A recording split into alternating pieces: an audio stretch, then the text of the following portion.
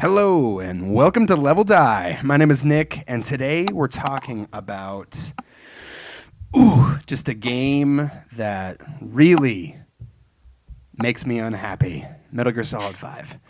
I have with me Michael. Say hello, Michael. Everybody knows you. Hello. Everybody knows you. The 12 people that watch this. We're talking about Metal Gear Solid 5 today. Oh, before we start though, shout out to let me pull up my Reddit. Hold on. Shout out to Reddit user Champion of Cyrodiil.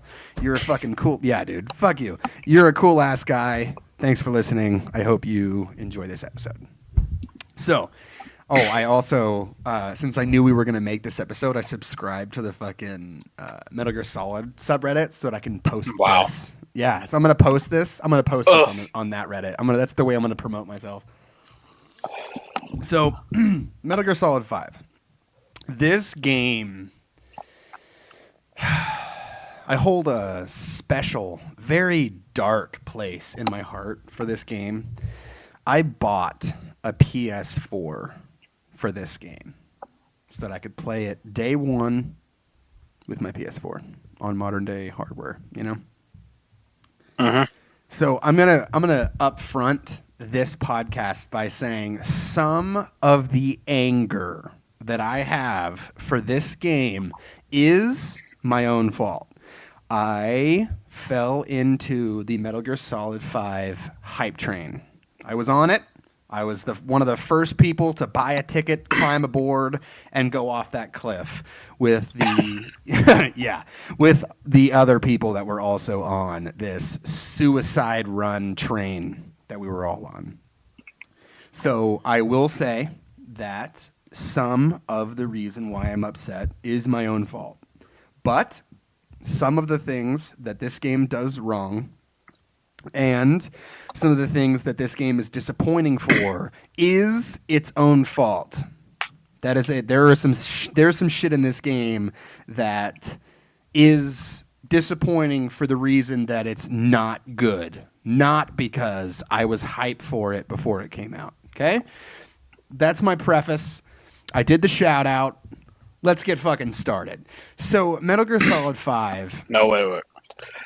We should do some background first, because Sure. For the past 3 years, I've had to basically listen to Nick going this MGS5 was trash. It was so disappointing.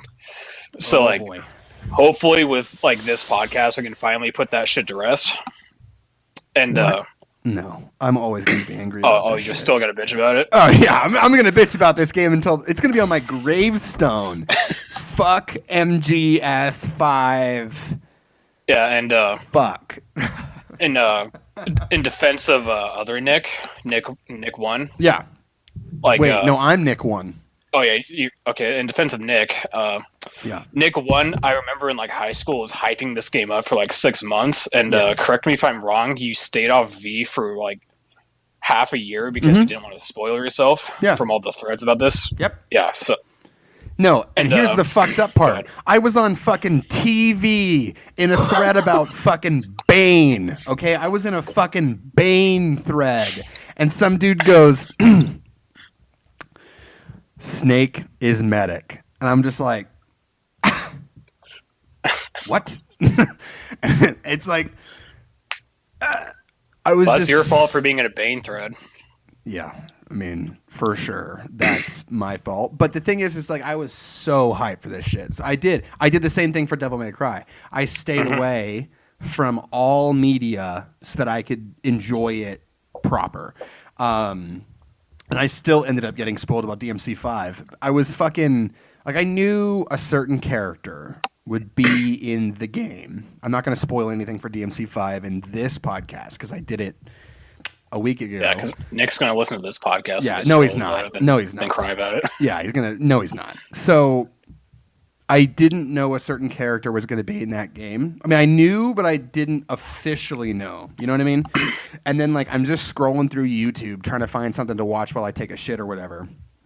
And I see every cutscene, the character that you didn't want to see in this game in one video. And I'm like, you're a piece of shit. Why would you fucking make a video like that? goddamn, dude. Because like you know why you made it, to get mad views. Yeah, mad views. Yeah, of course. I mean, cha-ching, cha-ching, cha-ching. Of course, I would do the same thing. Clickbait bullshit. All right, let's get started. Let's get started proper. It's been 5 minutes. Everybody's turned the fucking podcast off by right now. So I'm gonna skip all the fucking pre-release stuff. I've got like 6 fucking pages of notes on the pre-release stuff, but I am gonna start with Ground Zeroes. Now, did you play Ground Zeroes? Yeah, but I just want to bring up that one video that they released from like Kojima released a video, but he made it seem like it was from a different company. And the game was just called so you do want to talk about that. Okay, I was going to skip that.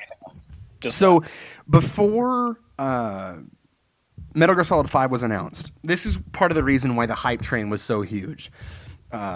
A man named Joachim Mogren, let's say E3 2016 is what I'm going to say.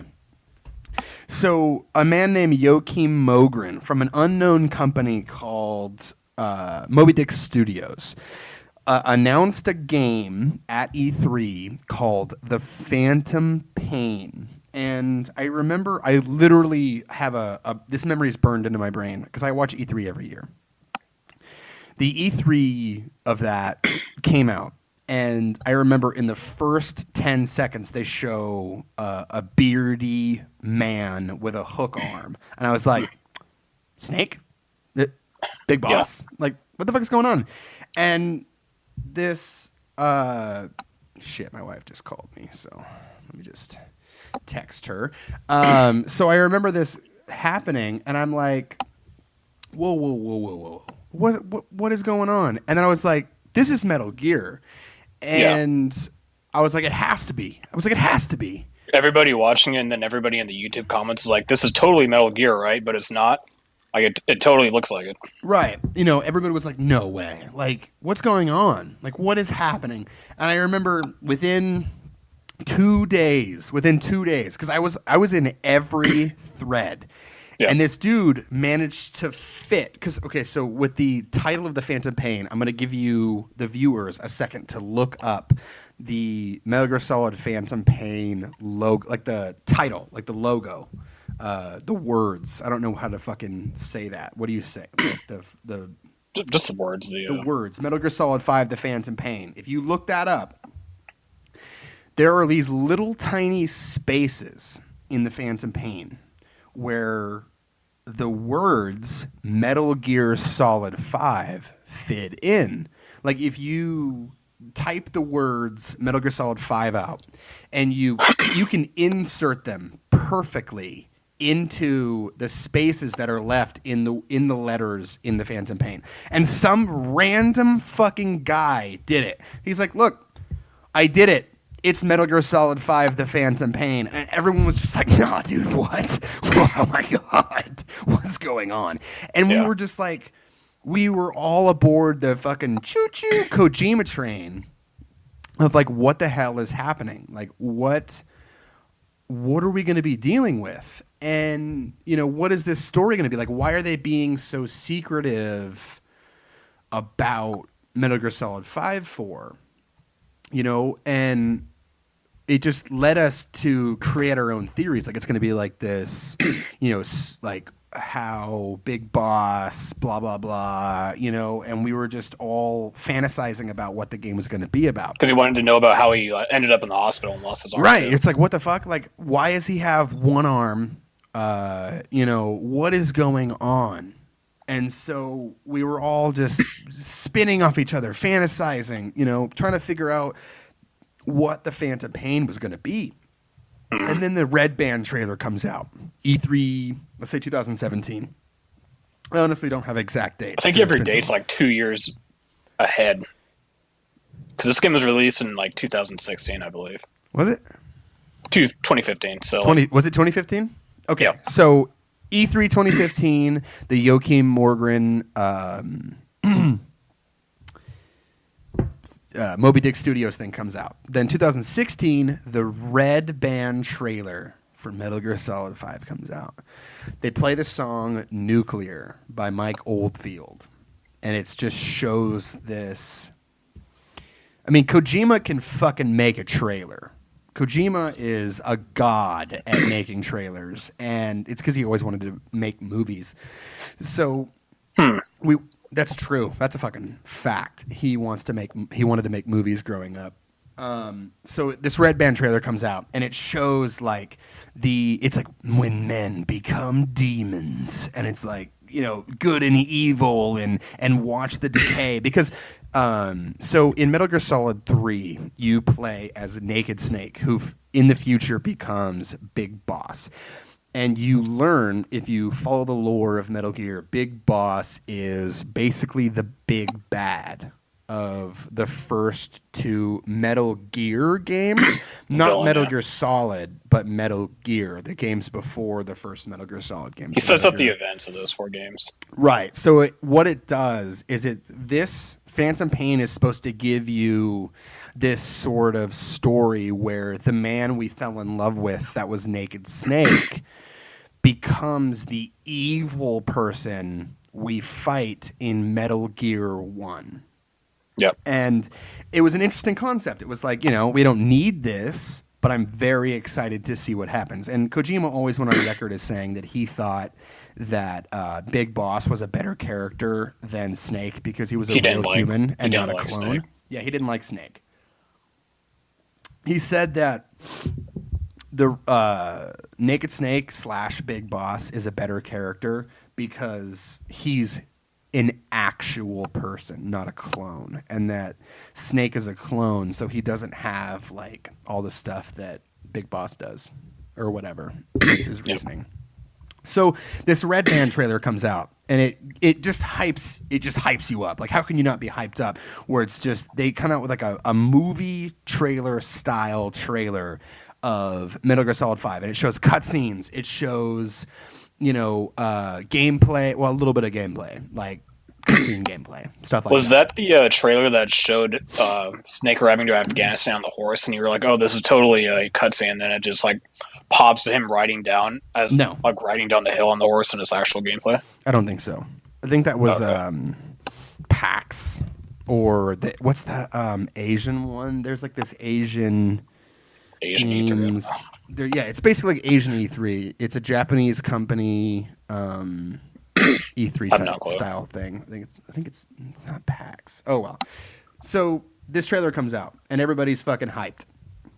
And then we find out, I think we find out at like one of the E3s that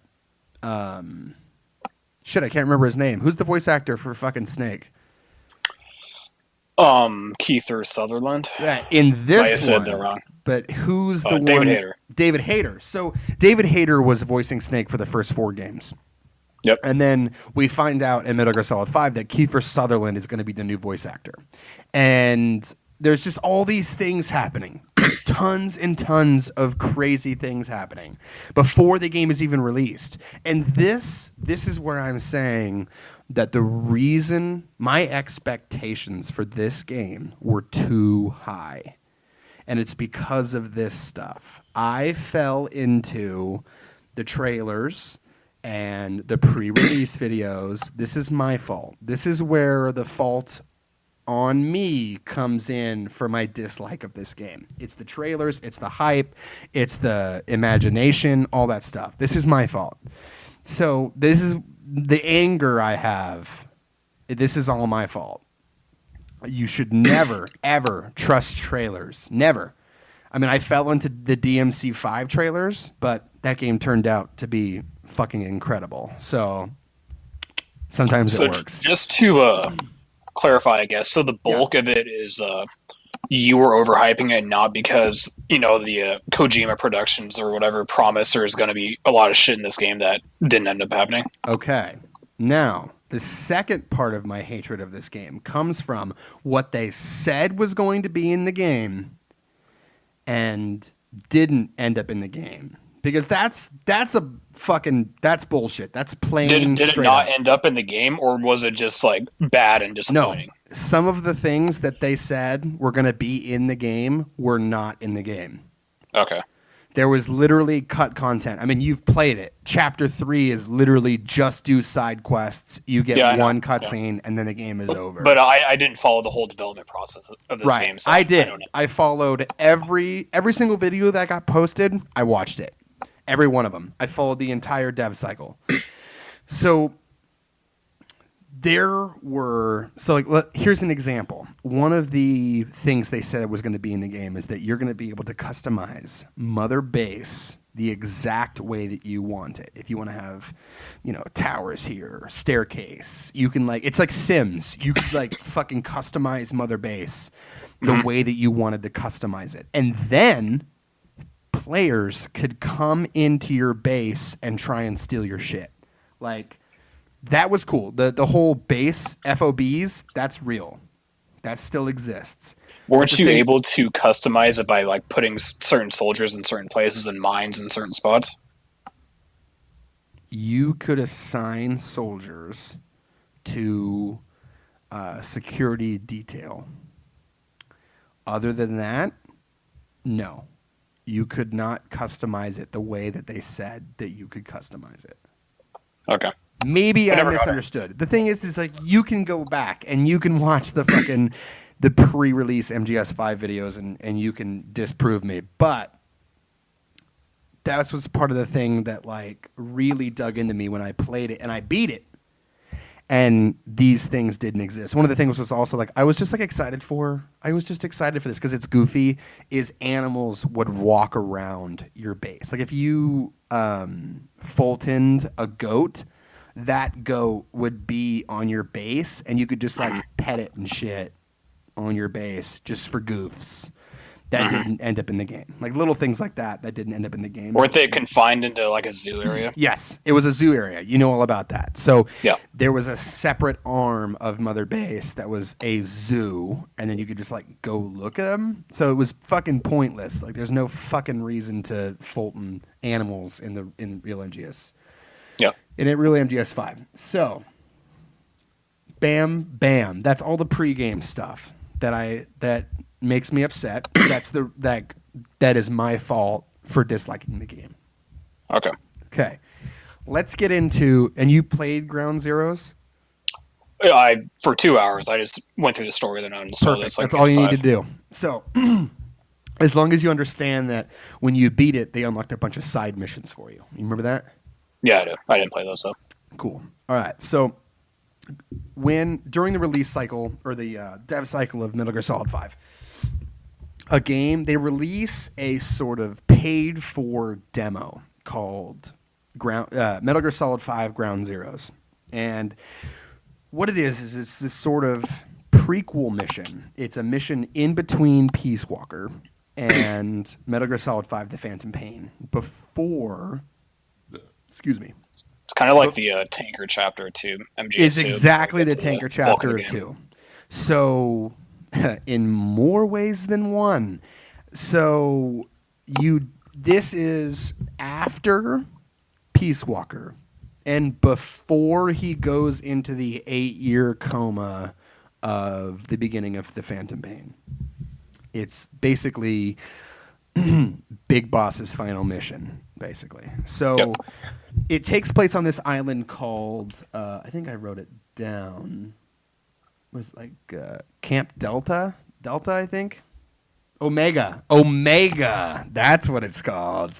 Omega. Camp Omega. It's basically, what's that place where we lock away terrorists in America? Guantanamo fucking Bay. It's basically Guantanamo Bay.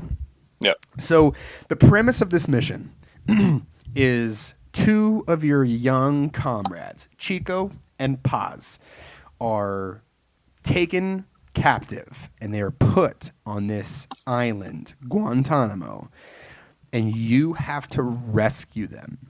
And it's your first introduction to what the gameplay of Metal Gear Solid 5 is going to be.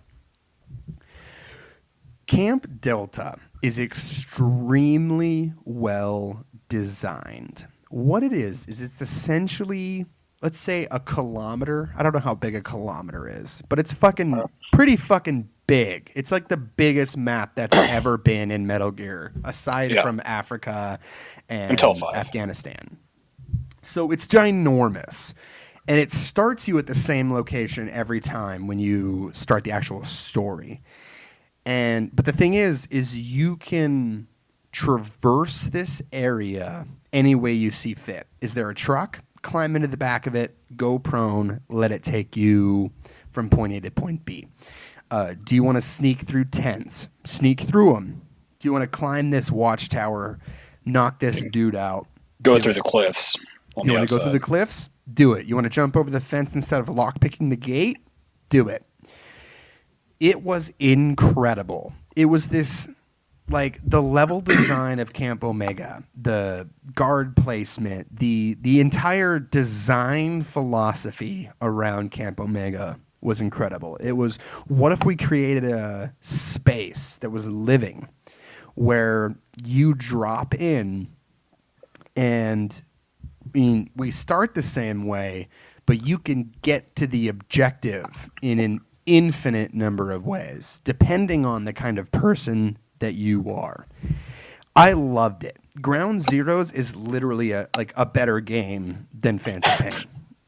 And another thing that's really good about it is, like, it's big, but it's not that big. So, like, no matter where you are, you can see, like, at least 4 or 5 guards that are somewhat near you to make it, like, more tense, as in, like, oh, I can't just sprint across this because he's probably going to see me 70 meters away. Right. It's not an open space. It is a densely packed camp full of, like, it's like there's some buildings, there's some watchtowers, there's some tents for people to sleep in. There's a prisoner holding cells area. There's like a castle. I don't know how to explain it, but there's like a gate in, a gate out. The big buildings where Paz or Paz is, Chico. Yeah. Chico's in the holding cells area near the cliffs. But so basically, it's like rescue Chico, rescue Paz. And the first mission is to rescue Chico. It's like, oh, I think he's in this general area. So it gives you like a big circle. And you go, okay, I'm going to make my way to that big area. But you're like, oh, I'm going to go this way. And then like, oh, shit, there's a truck. I wonder if I can jump in. See what you can do. You know, and then you see what you can do. The gameplay, streamlined. It's got the second best gameplay in the series, aside from MGS4. But we talked about that in our MGS4 episode, so I'm not going to go into it. Just listen to that episode. Give me some views. What up? Probably do some comparisons later, but yeah. I would love to. So you go. You rescue Chico. Then they give you a tape after you rescue. And one of the cool things is like there's an optional objective to rescue every single one of the captives. And you can just pick their gates, take them to the fucking helicopter, load them all up.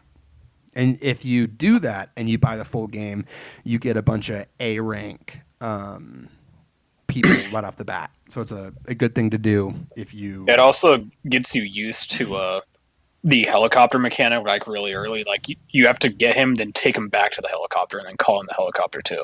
Right. Which is like a huge part of 5. Yeah, that. But also in 5 they added Fultoning, so you don't really need to ever use the helicopter in 5. So you do that. You rescue Chico. And then they like give you this sort of mystery tape of a recording of the transport and torture of Paz. It's brutal. This game, dude, Ground Zeroes is really dark. He got the bolts like into his Achilles yeah, he has heel. the bolts in his leg, so he can't walk. So this game is okay. We said that when we glossed over it.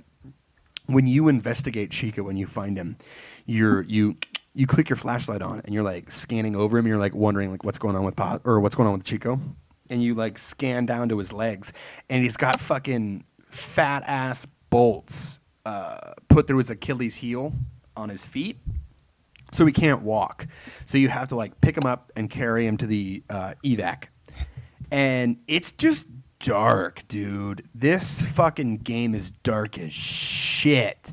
And it was cool. I mean, it's like and that was one of the selling points, was like, we're going to go into the darkest shit that Metal Gear has ever covered, because Kojima was like, why can films cover child prostitution and child murder and soldiers and war and death and famine, but video games can't?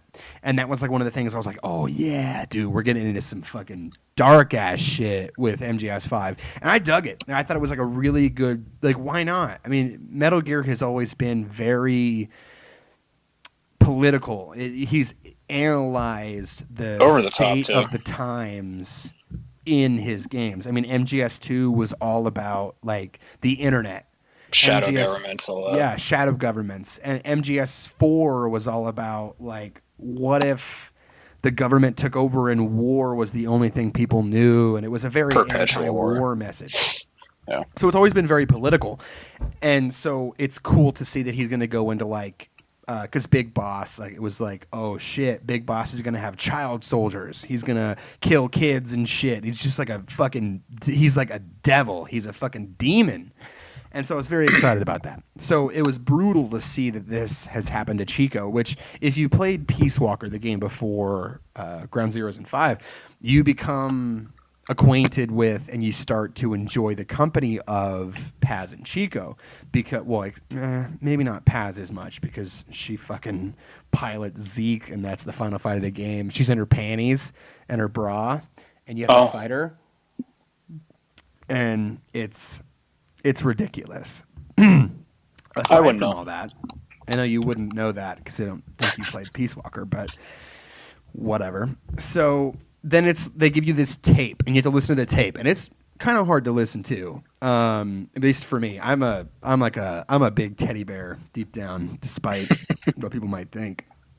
And it's hard to think, like, because I'm acquainted with this character, and it's hard to think that, you know, she's being tortured and raped, and all this stuff is happening to her, and it's just hard to listen to, and you have to like figure out where they're hiding her. And then you figure it out by like following like a path, and then you're getting like codec calls. It's like, oh, hey boss, like Kazuhira Miller, one of your teammates from Peace Walker, is calling you, and he's like, that flagpole, that's the flagpole that must have been in the video. Like, you're on the right track. Like, keep going. And then you find her, and you pick her up, and you excavate her. Like, it's a very simple quest. It's pick up 2 people and leave. But the thing is you can tackle it in any way you want. Do you want to stealth it? Stealth it. Do you want to run around with your guns out, shooting everyone that you see? You can do that. One of the ways that I beat the main story of Ground Zeroes was when I picked up Paz, I just started fucking shooting everybody, and I called in a helicopter right in the middle of the fucking base. In the helipad area? Yeah, in the helipad area. And I just fucking gunned down everyone on my way out. And it was fucking awesome, because you're not exactly penalized for kills in this game. You are allowed to kill people and still get S ranks. It's the second game, because I consider 4 like the first game where you can play through it like guns blazing. Yeah. It's different, I'll give it that, because you play this game and you're expecting like a total stealth game, but the fact that there's really no downsides to actually killing everybody, it makes it really weird.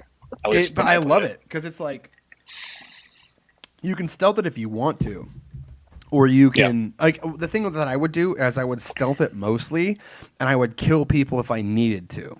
That's what I did. That's what I mean. That's like, I think in my mind, it's the mixture of the two that's the best way to play it. Yeah, on my first playthrough, I did like a perfect stealth, like pretty much all the way until I got to the big castle, and then I got caught right next to like the I think it's the anti-air gun or something. So I got caught, and then I was like, all right, well, I just jumped inside the gun and started going as they came to me. And then all of a sudden, like, no one else is going for me, so I just ran inside, then got the alert away, and then continued to stealth it.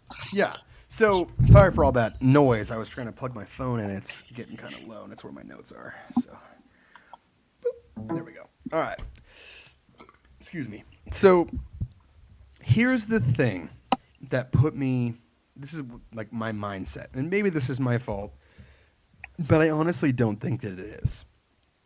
After you beat So you have to understand that Camp Omega is an extremely well-designed level, in the same vein as the levels in Metal Gear Solid 1, 2, 3, and 4, where they give you a level and then you do the mission.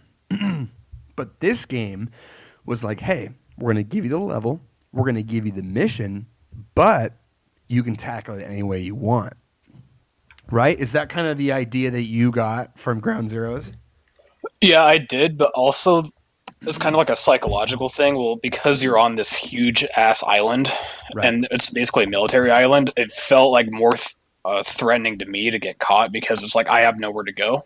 Mm-hmm. Whereas when I played 5, I was like, I don't really give a shit if they catch me because I can just sprint 1,000 meters to the east, and then all of a sudden I'm free. Right, but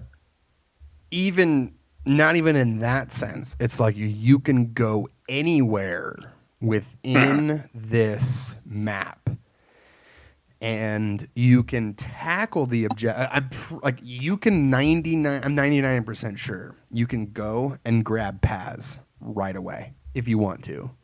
Probably good, yeah. You know, so that means that like if you knew what the objectives were, you could do it in a different way. I mean, you don't even have to like.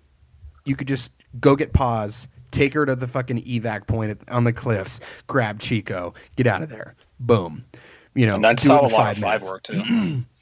So I dug that. So I think that was I think the designer's mind, hopefully, and in my mind, that is what MGS 5 was going to be. Heavily story based, just like all Metal Gears, where it's a very railroad story. Here's what's going to happen. You know, here are the events. This is the story. I figured, okay, cool. It's going to be like that. But what they're going to do is they're going to give you Camp Omega caliber levels every single mission, 1 through 20. I think it was like 20 missions. And you get to tackle these levels any way that you want. That was what my expectation was at the end of Ground Zeroes. Because when you complete Ground Zeroes also, you unlock a bunch of side missions within Ground Zeroes. Assassinate the hand on the finger, assassinate or gather intel, rescue stuff like prisoner. Escape, yeah, rescue the prisoner. I was like, cool. So that means that when we get to MGS 5, we're going to do a mission that's going to have like a sweet ass map and a story, like cutscenes, book ending each part of it. So there's a cutscene at the beginning, cutscene at the end. Less cutscenes than fucking MGS 4, less cutscenes than 3, where there's not like cutscenes in the middle. It's just one at the beginning, one at the end, and then the gameplay. That's what you do. And then when you complete that mission, you unlock sub-missions that you can do on your own for fun and for money and for people to add to your crew and for R&D development time, stuff like that. So, because that's the way that Peace Walker worked. Peace Walker, you would complete... Peace Walker's the game right before 5. Yeah. You would complete a main mission... And then you would unlock mission 2, and then you would unlock also submission 1, 2, and 3. Then you would do mission 2, and you would unlock missions 4 and 6. Let's just say submissions 4 and 6. And then if you completed, say, 1, 2, and 3, it would give you submission 5, 7, and 8. And then if you just that was the hook.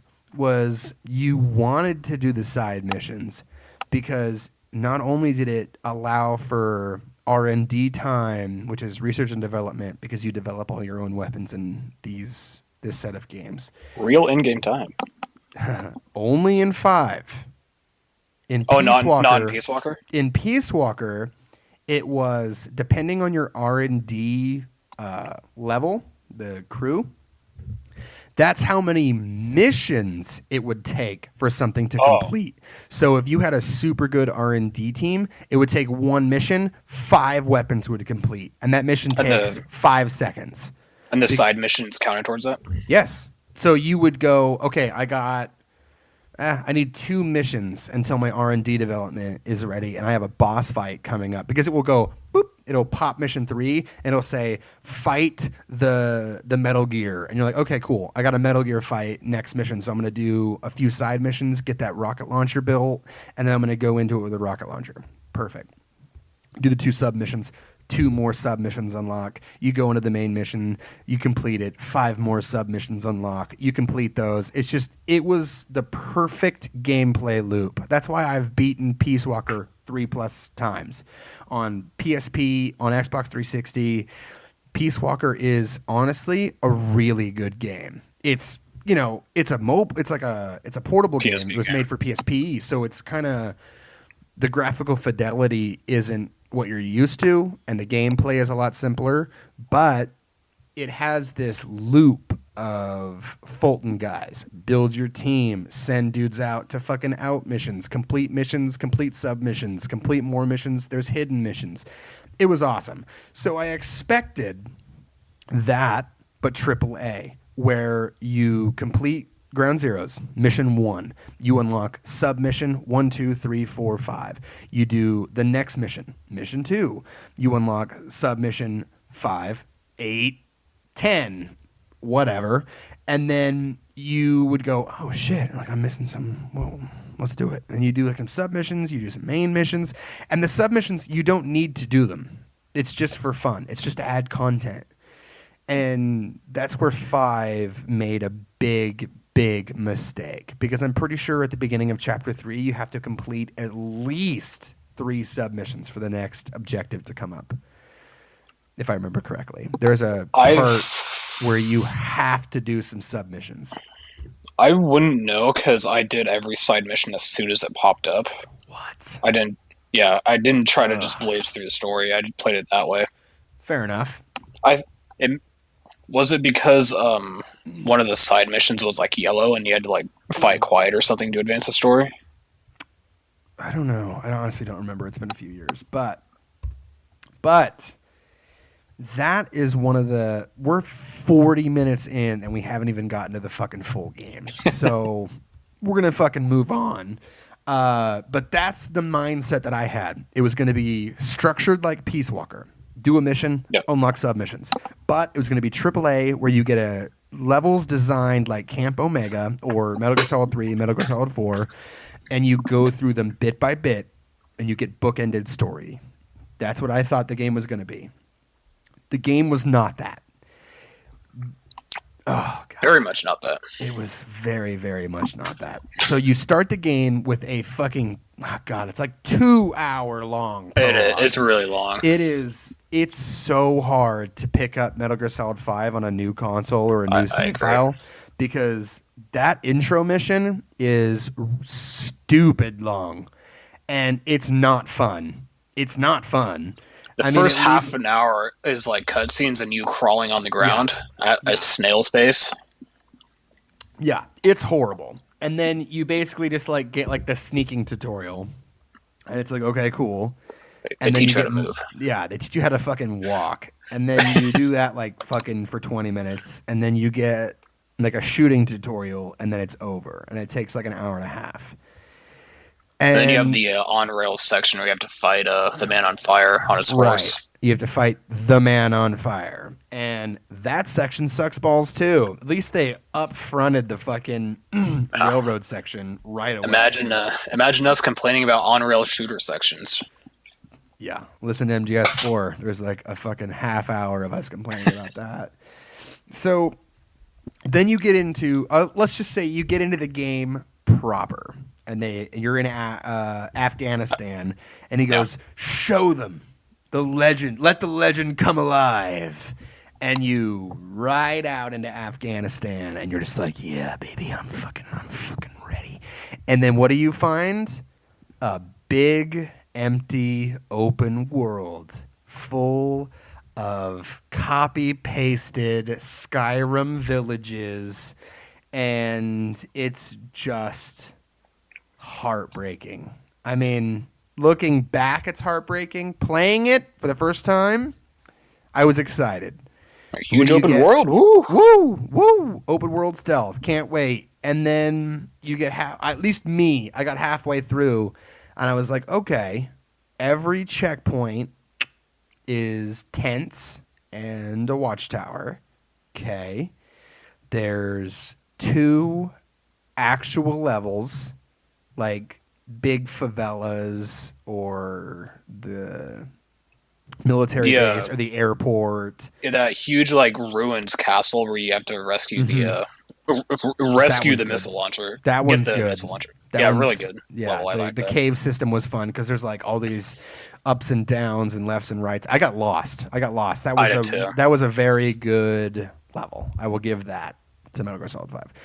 But it was so few and far between. And the thing is what you expect from Metal Gear Solid 5 is a story game, because that's what Metal Gear Solid is, with open world elements where you can tackle the mission in your own way. At least that was my mindset. And maybe I was wrong. I mean, I'll always admit maybe my mindset wasn't in the right place, but I feel like that's what we were led to believe the game was going to be because they released Ground Zeroes.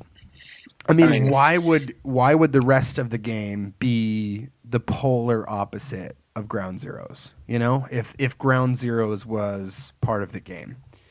Well, like I said, with that trailer where they make it seem like it's cutscene graphics and they just drop you in, then you can actually like ride down the mountain. Like, just by watching that, you would expect it like, oh shit, this is a Metal Gear Solid game. That means I'm going to be doing a lot of sneaking. Plus, it's open world, so I'm going to be able to basically sneak around this and do whatever I want to get all these guys to go down. Absolutely. That's what I thought it was going to be. You know, you ride the horse into a fat ass camp and you got to like, oh shit, I got to jump off this horse. Or maybe I can just run in and just shoot everybody. Whatever.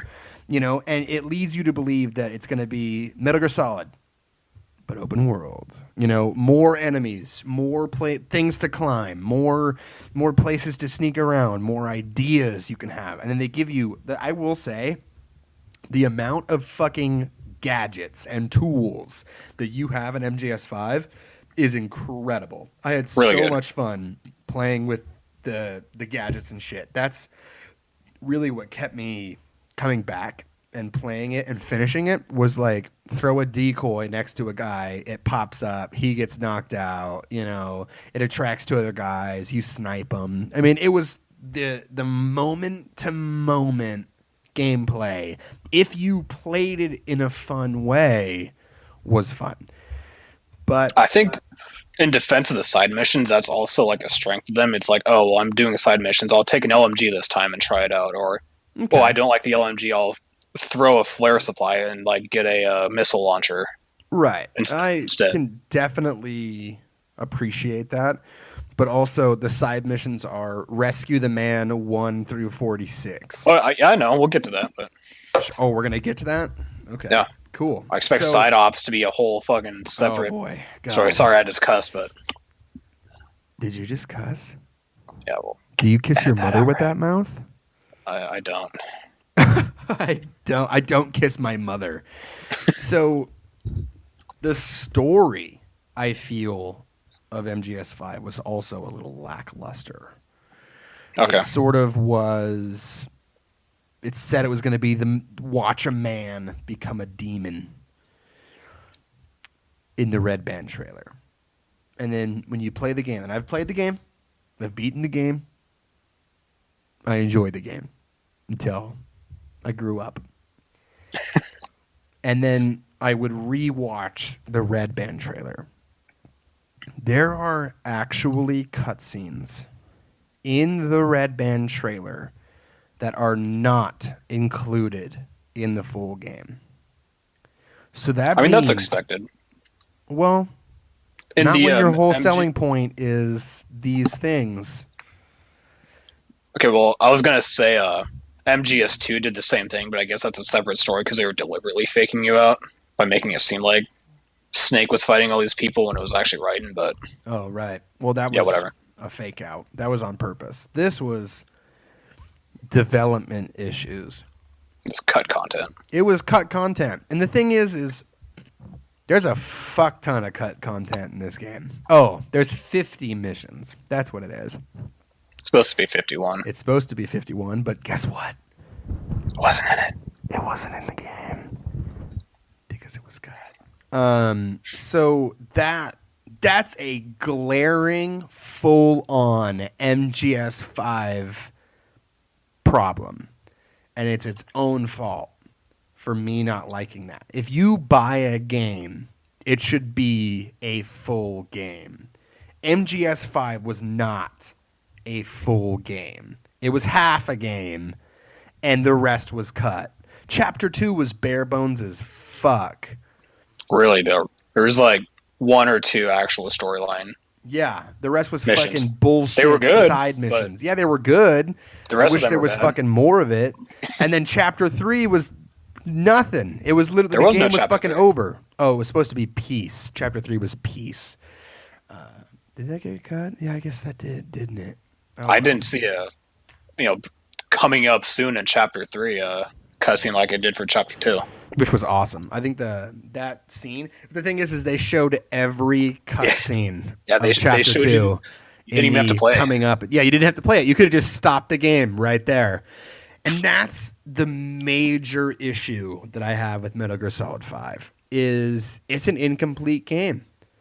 It is not what it was supposed to be. And that is its own fault for me hating it. It's an incomplete game. And I wish it wasn't. I really wish it wasn't. You know, like an example is the codec calls. They're gone. There's like 5 pieces of dialogue that you can like ring up your people for.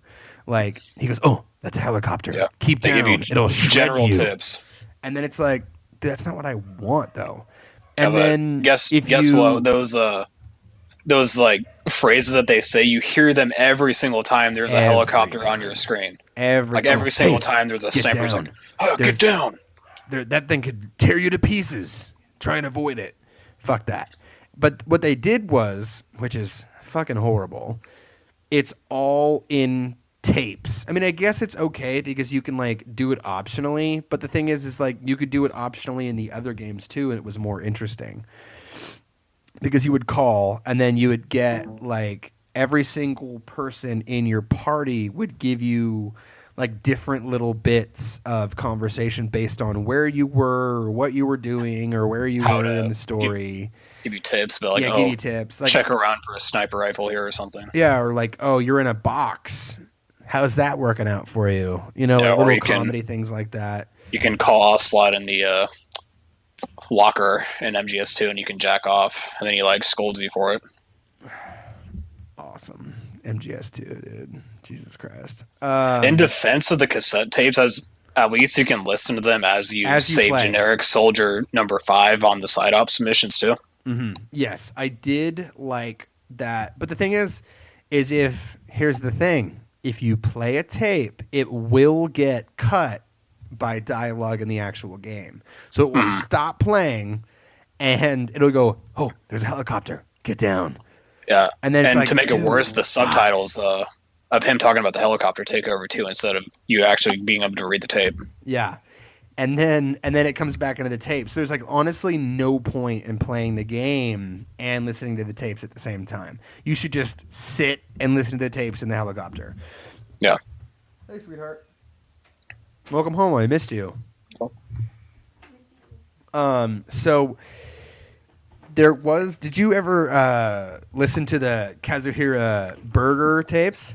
Yeah, I did. Dude, those were actually, honestly, I think I actually had one in my pocket because it was one of the laundry. Here. He's trying to create the ultimate burger for a code watcher. I think there's one outside, honey. The perfect talking with burger. The wife. Sorry, yeah, I'm talking with the wife. My apologies. I love her though, so fuck you. So that was a hella funny tape bit. Like I wish there was more comedy like that. Doesn't it end with him just like chemically engineering the perfect burger instead of actually dude? making it? He uses the R&D team to develop the perfect burger. That's the fucking. He's like, it needs something. I'm gonna get the R&D team guys on this, and like that. Like it's just a hilarious thought. Like someone is using our resources to create the perfect burger. And it was funny. That was hilarious. Like I was laughing my ass off listening to those. But there are tapes like Walbakia, which are super important tapes that I think you're required to listen to progress the story, where the fucking Native American dude talks about male-female copulation Walbakia for fucking hours of fucking tapes of this dude just saying Walbakia, male to female copulation, over and over and over again. And it's vocal cord parasites. Yeah. And he basically doesn't tell you anything you didn't already know either. No, he fucking doesn't. It's bullshit. So it's just, there's a lot to not like. And here's another thing. Fucking, oh shit, I just closed my notes. I'm a fucking retard. Right. Real-time weapon crafting. You mentioned it. Tell me about it. Yeah, so basically everything past, I believe, level 2, when you craft it, it takes increasing amounts of time. So like the level 3 weapon could require about half an hour. The level 4 weapon requires about 50 minutes. Like level 6, an hour and a half.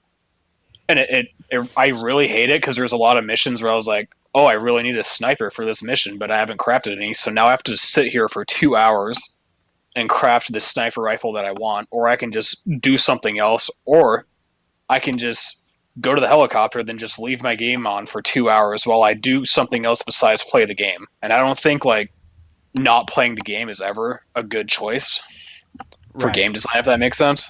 Right. So one of the things is Metal Gear Solid Peace Walker, like I said earlier, is development time was how many missions do you need to complete before you get the thing. And that's like, you can do a submission that's 1 minute long and it will progress your R&D. So that was a major flaw, I would say, but it was also like, if you wanted to abuse it and you didn't want to take that opportunity to tackle a side mission, you should be able to do that. Games should be fun. That's the main point. If somebody wants to tackle a 1 minute long side mission until all his shit's built, like over and over and over and over and over again, and he thinks that that's what he should be doing, let him do it. That's my motto. Fuck it. Who cares? So you could do, I would typically tackle like a new side mission every time. It's like, okay, I need 3 missions to get my new sniper. I would do 3 side missions. And then I'd go, cool, got my sniper. And I'd go and I'd do the main mission that I needed the sniper for. In Metal Gear Solid 5, it was real life time. 30 minutes you had to have, and now here's the kicker. You had to have the game on. You could not turn your Xbox, PlayStation, PC off and have it build while you're at dinner with your family. You have to have the game running for it to be completed. And that is some Skinner box mobile game bullshit. That should not have been in the game. Fuck no. The side missions in this game are at least 5 minutes long. And it should have been mission-based. It should have been go rescue the guy, which takes you maybe... I mean, dude, you could retry it over and over and over and over and over again. I mean, but like you're like, oh, fuck. Like, I keep fucking it up. Because with me, I like to do a mission an exact way. I pick what I'm going to do in that mission, and then I set out to do it. And if I don't do it right, I restart the mission. That's what I do.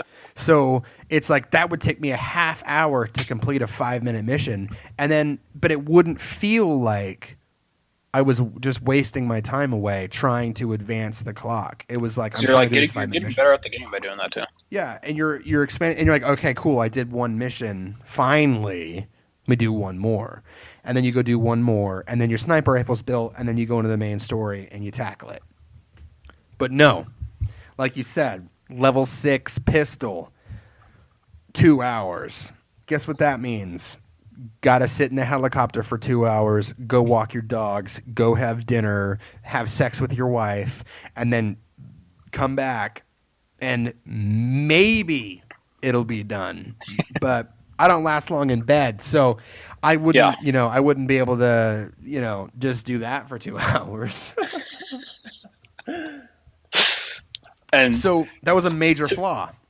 And to me, I don't like the real time aspect, at least for me, is not that bad. What's really bad is like in this game, you have like 5 different resources you can get. It's like fuel, biology, diamonds, that kind of stuff. Yeah, money. Those also process in real time because it's not enough to just have the resources and like actually get them. You have to process them. Mm-hmm. Those process in real time, but you also have to actually be doing stuff in the game. So if you just leave the game onto the helicopter, those resources will not process at all. Really? I didn't notice that. Yeah, I believe they patched it later. You may have been able to do it, but you have to like go through certain checkpoints in the real world. So another strategy is just get in the back of a truck and just roll around the map. Yeah, and just have them drive you around the map. That's fucking horrible, dude. Oh my god. So it's like, okay, I'm gonna go take my dog on a walk, but I need some resources, so I have to spend 5 minutes getting in the back of a truck, putting the box on, and then now I can leave because now I know I'm gonna advance in this game. There were just like a lot of like really weird things like that. Like, why wouldn't you just copy, in my mind, the perfect Peace Walker system, which was just do a mission, unlock side missions, unlock a main mission, do side missions, unlock more side missions, do a main mission, unlock more side missions and a main mission. That is the perfect gameplay loop. You unlock side missions for levels that you've already done. So like you go back to fucking Camp Omega, but this time you start in a different place and you shoot a guy in the head. That's the whole mission. Why is the whole game not that way? Like, that's such a perfect gameplay loop. Like, and you can 100% the game, no problem. But it's like you get to tackle it your own way. Do you only want to do the story? Okay, we have that for you. Every time you complete a story mission, you unlock the next story mission. Ta-da! Do you like the gameplay and do you like spending time in the game? Hey, every time you complete a story mission, we unlocked 3+ side missions for you to do in levels that you've already been in and are probably already familiar with. And then you can just play around and make money, gather people, get guns, all this stuff. I mean, if I made like a ninja game, let me just say like some sort of Edo period Japanese Tenchu based game, that's the way I would format my game. Every main mission unlocks a main mission and a few submissions in the level that you've been in or levels previous. That would be the entire gameplay loop. It's a perfect loop, and Peace Walker did it. And it's such a weird thing that they took such a far step away from that because Peace Walker did it right. It is perfect for 15, and that's the thing. It's like a mobile game, right? It's on PSP. So it's like it's built for 15 minutes. Like it's on the subway. Like you're on the subway, you get to play for 10 minutes. So each mission is like 10 minutes long. And that's fine. Like what, like if that's what you're going for. And I think that Metal Gear Solid 5 should have expanded it. I mean, like, done it Metal Gear proper where it's like each level's an hour long, but even then an hour long isn't that long. And you get to do like a main mission, you get some cutscenes, and then you get like the gameplay, which can take as long as you want it to take. Because in this game, you can fucking kill people, and it's no problem. So I just wish that they would have done it that way. And I keep hitting this point. I did it's been an hour, and all I've talked about is the fact that it should have been Peace Walker. So that probably would have been a better format for it, because there were a couple times when I was doing side missions and it would take me somewhere where I would do the mission there and then I would like start a story mission or one of the quote unquote important side op missions, which is basically a story mission, and it would take me to the exact same spot. Right. And I was like, why is the story mission not the very first time I get to see this place if I'm not free roaming, if that makes sense? Like I could have gone there. If you don't discover it on your own dicking off, why is a sub mission taking me here? Yeah. Like some bullshit mission that like before I rescued, Huey from the power plant. First, I rescued a prisoner of C from the power plant first. Like he was a higher priority than Huey apparently. Stupid. But also, like, even if they were to implement that system, like, to build an LMG, you need to complete 3 missions, I was still kind of would have been pissed off because, like, one of my most hated parts about this game is, like, whenever you start a mission or something, you have to sit through, like, a minute of Snake on the helicopter. Like, not it shouldn't have been that way. You shouldn't have to fucking sit on the helicopter for fucking and then I finish the mission, and then I'm like, okay, now I have to call in the helicopter, spend 1 to 2 minutes for the helicopter to arrive, and then get on the helicopter, and then I spend another minute watching the helicopter fly away with Snake on it. It's like, why not just end it right when I get on the helicopter? Like, I understand a gunship or a tank can shoot the helicopter down. Right. But if you do like a perfect extraction, it shouldn't matter. Like if you do like one of those quiet extractions, you should just end the mission. It's so much extra time I spent watching Snake just flying towards the location. Right. And that really pissed me off. One of the reasons I would say, like, even if we did the design of Peace Walker, and even if those things were in the game, like the 2 minute waiting, 2 minute waiting, 2 minute waiting, if your R&D team is strong enough, it could just be one mission. So like if you focus on like building up your R&D team, instead of 3 missions, I could have my LMG in 1 mission because I played better than you. And then you are only sitting through 2 minute, 2 minute, 2 minute.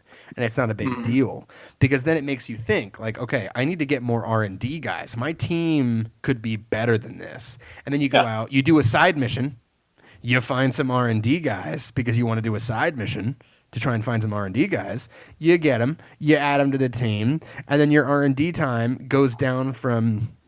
So say you have 3 missions until you get the LMG. You do 1 mission to pass the time and pick up more R&D guys. You add the R&D guys to your team. Your R&D team goes up a level, and then it minuses 1 whole mission from how long you need the LMG, and then you only need 1 more mission to go. So then you're always progressing. You're like, okay, I picked up some more R&D guys. It cut down 1 mission amount until I get my LMG. I'm going to go do 1 more mission because fuck yeah, I totally thought this correctly. And then I do 1 more mission. And even if you have to sit through the 222, it's not a big deal because you were like, I just saved myself from another 222 and a 20-minute long mission. I would say they that's kind of the loop because you were able to upgrade your R&D platform, and your support unit platform, which supposedly reduced the times for the helicopter. Plus, you could just upgrade the helicopter itself. But you make it like super invincible and super fast. Yeah. But regardless of that, you still have to watch the cutscene of him landing. You still have to watch the cutscene after he gets in the helicopter. Yeah, but wasn't it cool? You could have your own custom music. I always did MGS3. Really. Snake Eater. Did you download music into the game to do that? No, you unlock MGS3 stuff. I loved that. That was actually one of the things I super liked about MGS5 was custom music. There was like a lot of people did Take On Me. Fucking was there. They was like Take Me. And then like the helicopter would land. Fucking awesome, dude. Post-mortem earphone warning. So one of the things this game also lacked, boss fights. This game had 2 or 3 boss fights? I think 3 or 4. If I can name them off the top of my head, there's the one boss fight where you have to drive the man on fire off the cliff or into the pool. You have the quiet boss fight. Oh, quiet was actually pretty good. Yeah, I liked quiet. That's probably my favorite one. Actually, maybe... Then you had the giant robot, which I also thought was pretty good. And then you had the fight with the 4 sniper skull units in the jungle. That was pretty good. That does not count as a fucking boss fight. That's not a boss fight? Fuck no. Okay. None of that skull bullshit counts as an actual boss fight. I'm talking MGS2 boss fights. Vamp. Yeah. Fat Man. Fortune. Then I believe 3.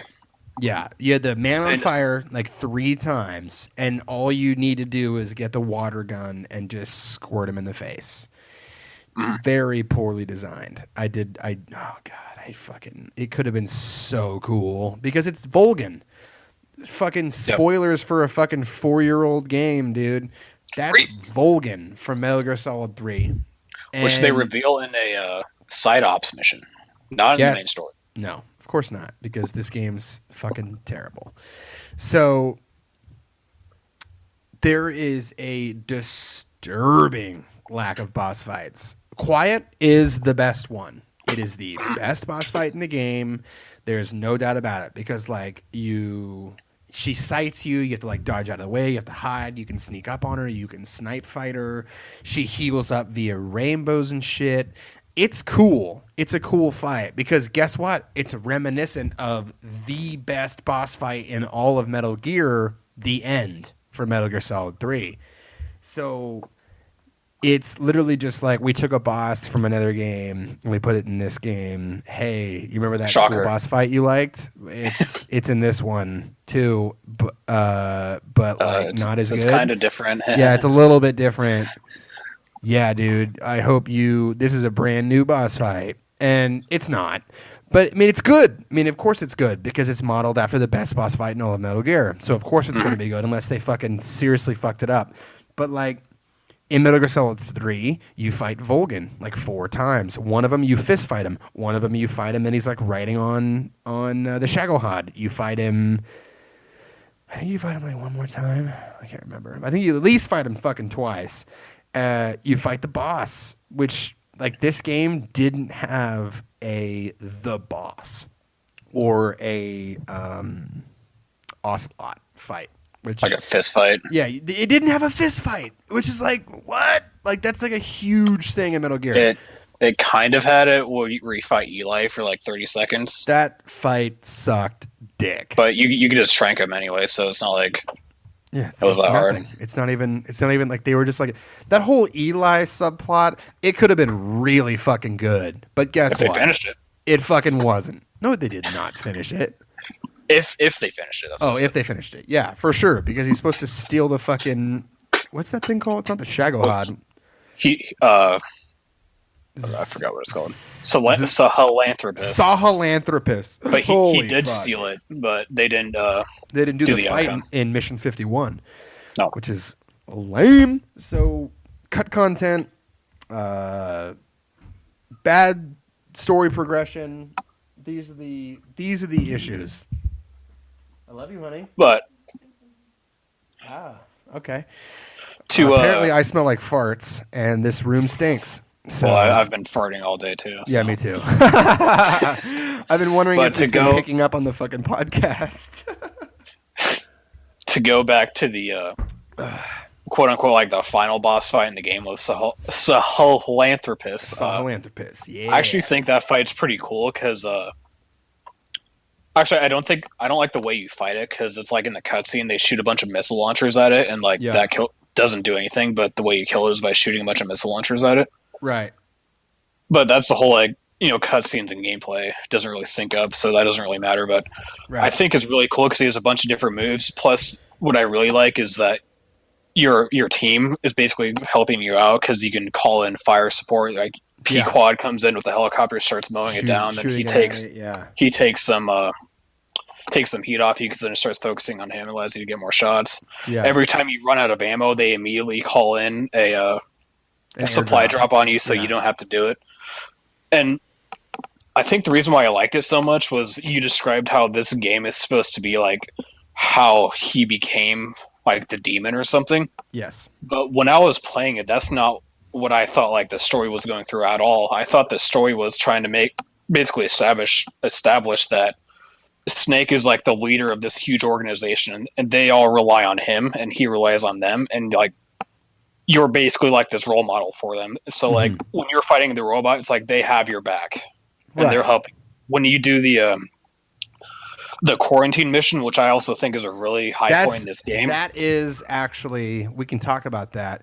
That is the best moment in all of Metal Gear. Yeah, shining lights even in darkness. That is the best to basically summarize mission in Metal Gear.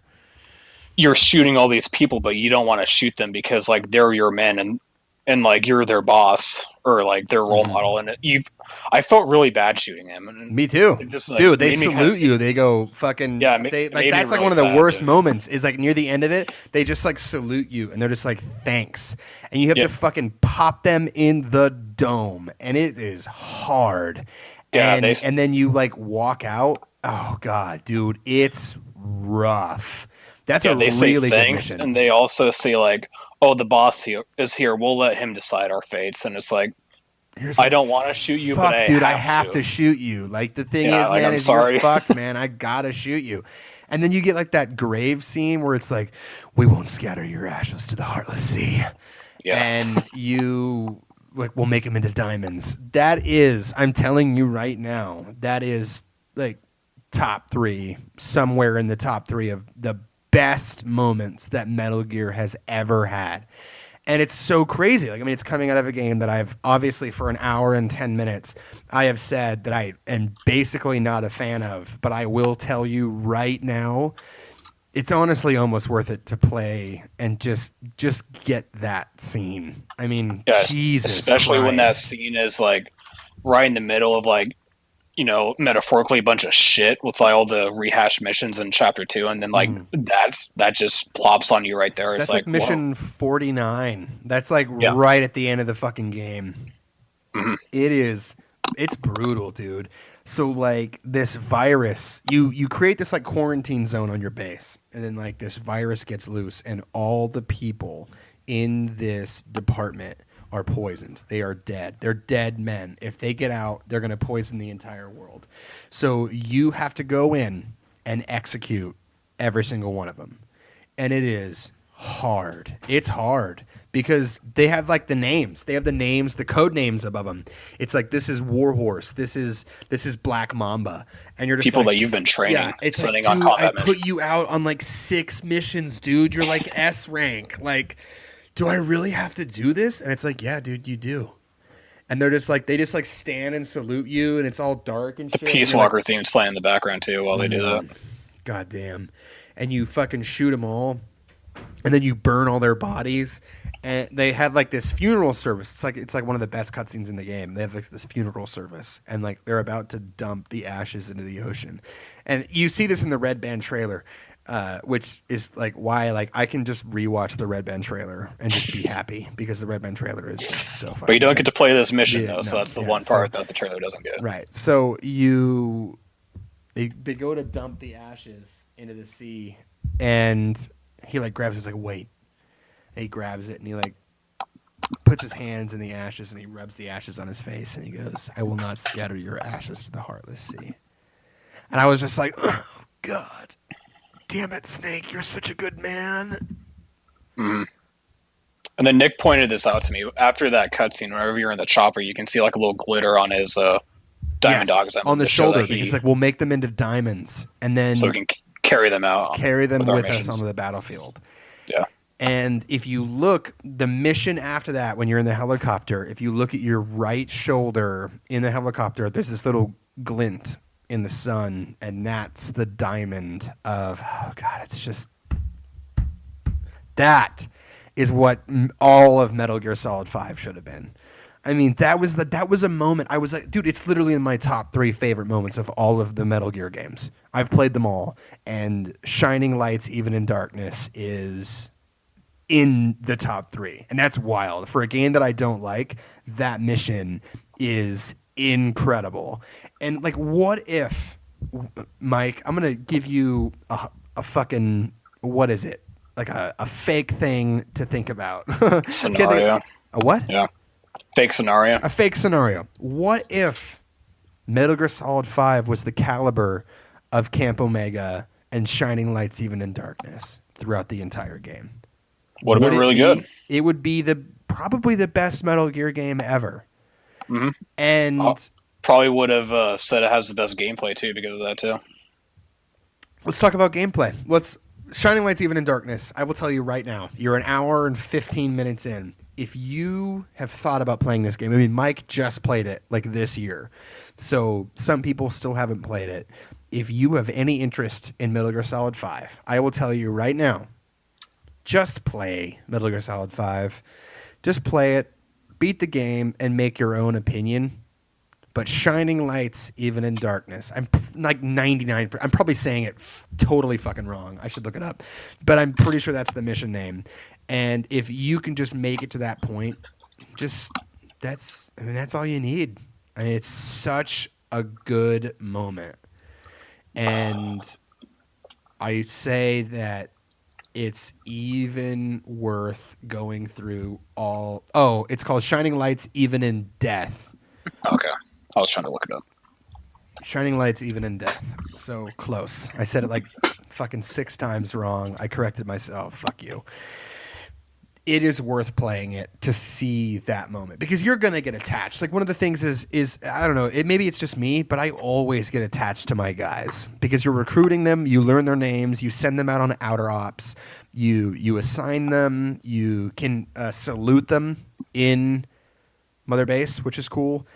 You can like CQC slam them. Have you ever done that? I did it once when they did the tutorial. I'd never wanted to do it again because I felt bad. If you CQC slam dudes, they go, "Thank you, boss." It's just so funny. Like it's like one of those things. You just like really fall in love with your guys. During the Mother Base tutorial mission, Ocelot's like, "Okay, we're gonna teach you the basics of CQC," and then some randy soldier comes up. He's like, "I'm so happy to be of service to you, boss," and he's like basically there so he can beat the shit out of him. He is though, and. So let's talk about the CQC. Let's talk about the gameplay.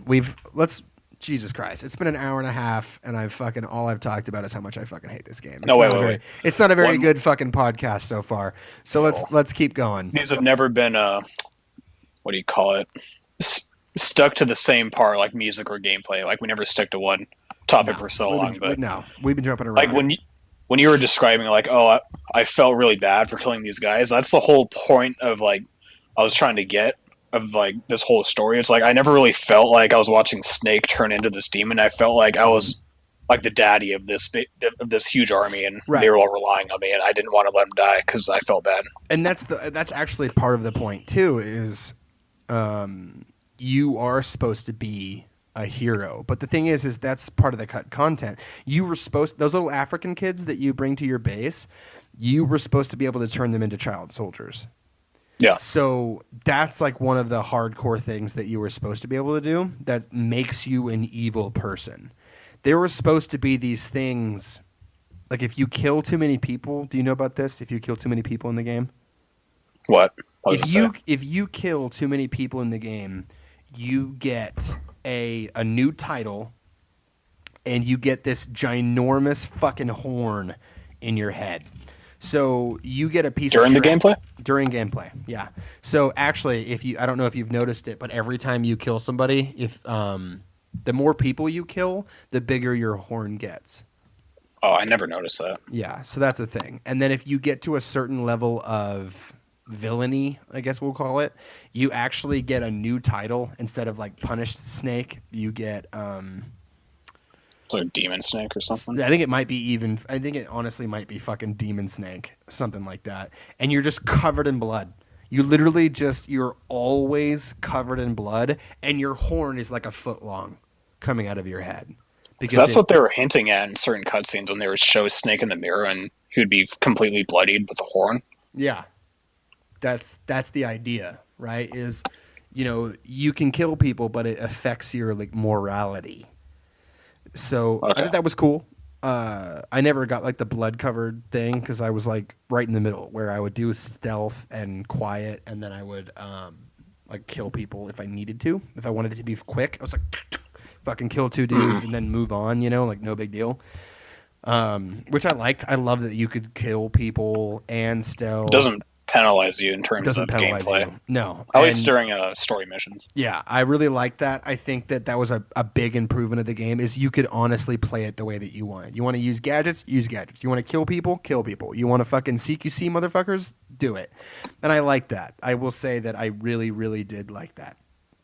But like the story, you said you wanted to just be the big boss of this team, and that is what it was trying to convey to you. It's like you're supposed to be this liked guy but you're also supposed to be this fucking monster. And they do the twist at the end where you aren't even playing as the real big boss. That's the big twist, right? Mm-hmm.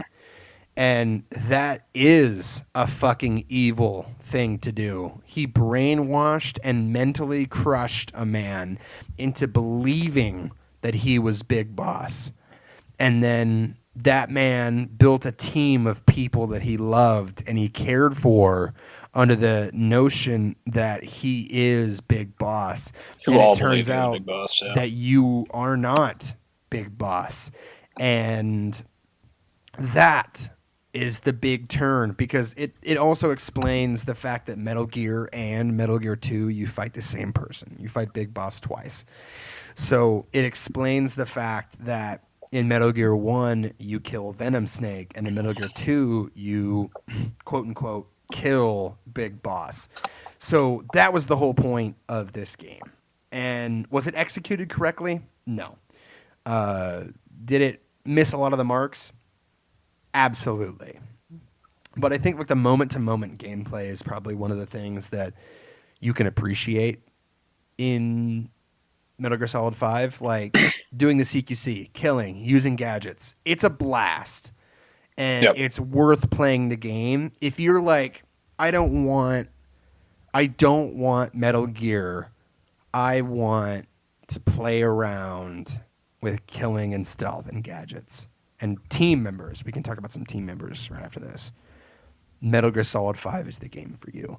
If you want a game the caliber of Metal Gear Solid 4, 3, 2, and 1, you are going to be disappointed, because that's how I went into the game. I am a fan of Metal Gear, and I went into it expecting 6-hour-long cutscenes and codec calls every 12 minutes and this shit.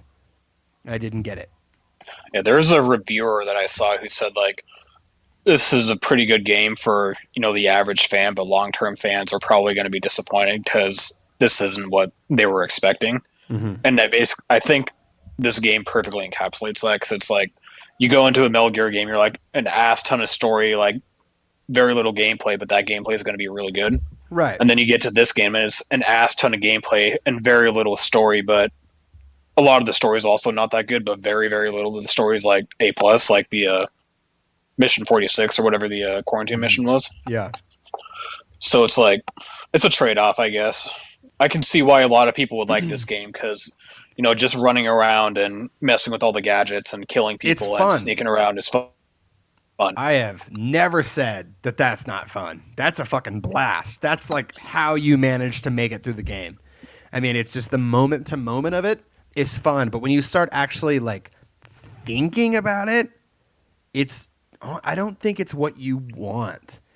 It's not Metal Gear. It's not, like, where's my cutscenes? Like, where's my character interaction? Where's that story that's supposed to dive me in? It's just tapes and running around and rescuing Slave 15, And so let's talk about the... Okay, sorry. Go ahead. Well, I was going to get into gameplay, but I was going to say, like, as far as, like, actual sneaking, I think this... I don't know how I feel, because I feel like MGS 1 through 4, like, sneaking around is kind of like a puzzle, and you're actively trying to solve the puzzle. Like, oh, if I knock on this wall, then this guy's going to come down the hallway, then I can grab him and take him away, and then I can move up here and then headshot this guy, then jump out the door, and then I'm through with this room. Mm-hmm. With here, for a lot of the camps and areas, I was like, okay, I'll just like crouch or crawl through the side and like drop right in the middle, get the prisoner, extract him, and then leave. Right. There wasn't a lot of times where I was like actually putting in a lot of thought of how am I actually gonna go around and do this. I was basically just on autopilot doing it. Right, and that's why I think that one of the negatives, like I said, was the level design. The level design is not as good as Camp Omega, where Camp Omega is exactly that. It's, okay, there's these two guards in this camp area. Should I avoid them, or should I see one of them and then headshot the next one and move through it, direct or should I circle around it? If I circle around it, there's a dude in the guard tower that could see me. Okay. Should I headshot the dude in the guard tower and then sneak around that way? Or maybe if I sneak along the fence, I can get up to the guard tower, knock the dude out, go down, continue on that way. And that is what I'm talking about.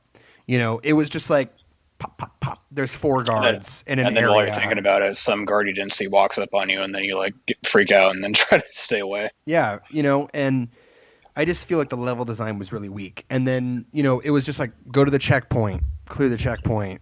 And it's just like there's 6 guards all out in the open. Maybe one of them's in a tent. And even like the tents, like there's nothing special about the tents. It's just like they can't see through the tents. Like even in Splinter Cell Chaos Theory, which is like the best Splinter Cell game ever made. We'll have to talk about that. So I should write that down. I got it in the podcast. Splinter Cell Chaos Theory, they added this thing where like there's dudes in tents and you can like cut the tent open quietly and then go into the tent and then like stealth kill the fucking guy. Oh, it was so fucking cool.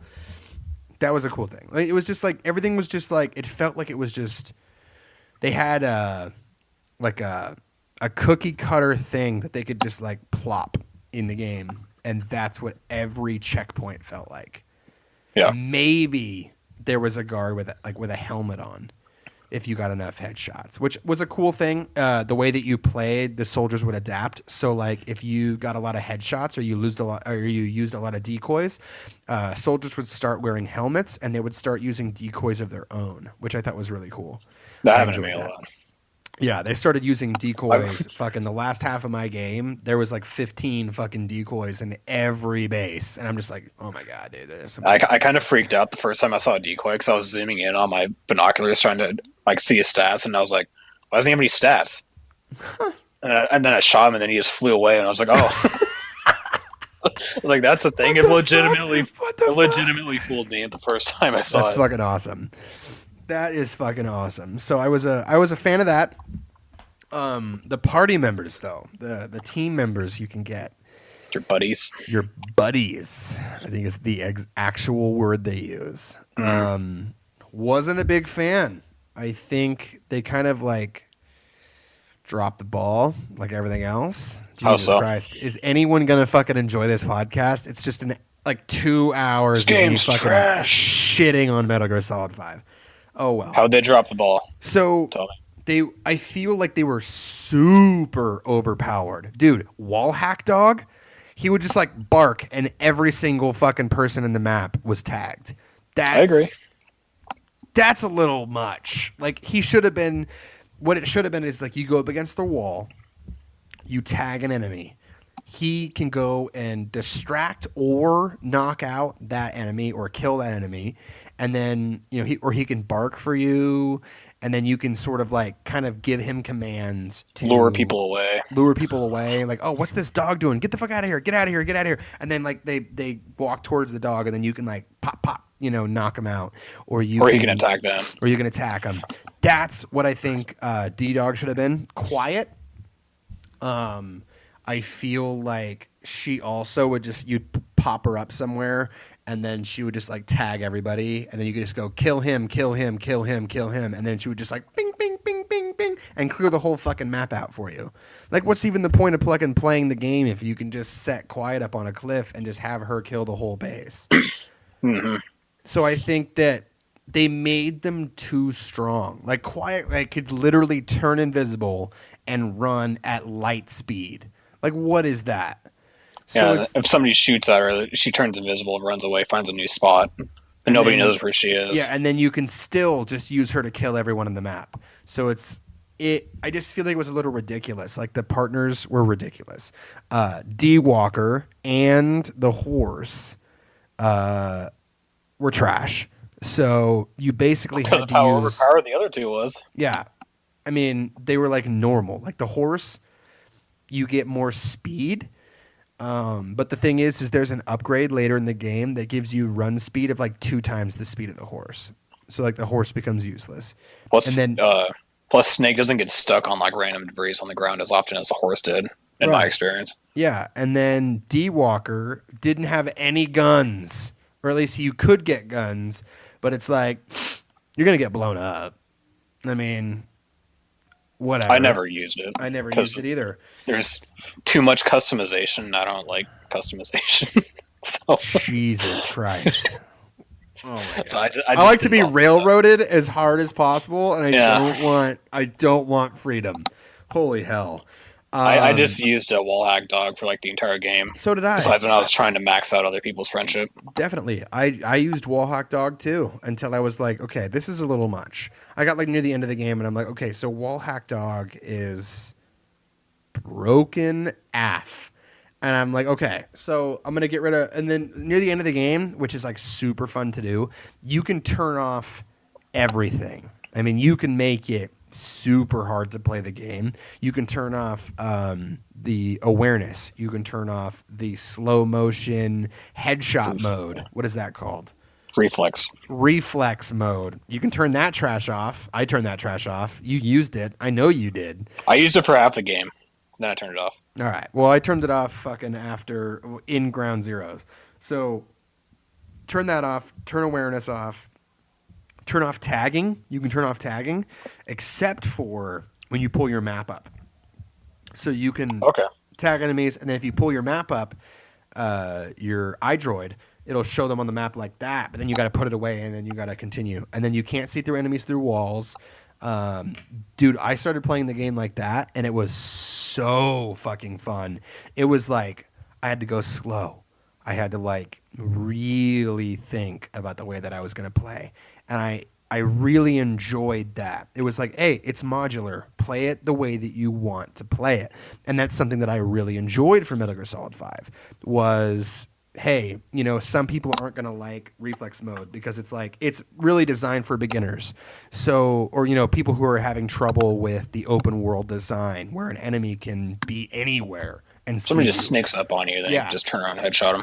Yeah, and it's like doo-doo, doo-doo, doo-doo, and you can just slow-mo headshot them, and then nothing happens, you know? And that's cool, you know? That's fine. I loved turning it off and then playing it that way. It was really, really fun.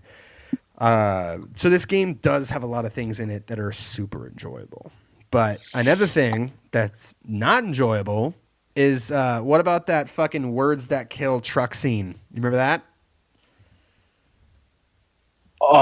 Explain Where he's it. Sitting with Skullface in the truck. Oh, and he doesn't say a fucking word for like for 5 minutes. Yeah. Words that kill. And he's just sitting in the truck, and they just drive. Yeah. They just drive. It's like a meme that Keith Sutherland like became Big Boss's voice, but like Big Boss never talks in the game, so it's like, why did they change the voice actor in the first place? Yeah. It's so apparent in that scene because I don't believe from the start of that like 10-minute cutscene to the end, I don't think Snake speaks like one word. No, he does not. And it's an exposition dump for Skullface to basically tell you like, yeah, this is who I am, this is why I'm doing it, this is what we're gonna do. Right, and it could have been like Snake being stoic, you know, him being in the enemy lines and him being stoic, but it ended up him just being autistically quiet. Yeah. I mean, like, also, there's tons of cut voice lines. Have you heard them? Yeah, I watched the basically like the cut 19 minutes of Mission 51. And Snake has a lot of voice lines in that mission too. Well, so I'm talking like surprising. There's straight up like basic voice lines that he would use throughout the game that aren't in the game. I haven't heard those. Like Hydra, like when he like uses some of his stuff, like or like when he talks to people and stuff. Like there's literally like tons of cut voice lines where like it should have been in the game and they weren't. And he just keeps. So Kojima deliberately cut them. Yeah, for because some he wanted reason. him to be quiet. Because he wanted him to be like Clint Eastwood in the Man with No Name series. The Sergio Leone movies. Boom, his spaghetti westerns. Damn, my brain is working today.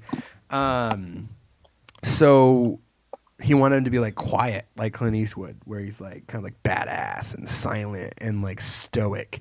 But that scene that's like 5 minutes long, where he's not like debating with the guy about his views, it's just so poorly executed. It's also really bad because you have like the main character who has like no voice lines, and then you have another main character whose entire gimmick is she doesn't talk.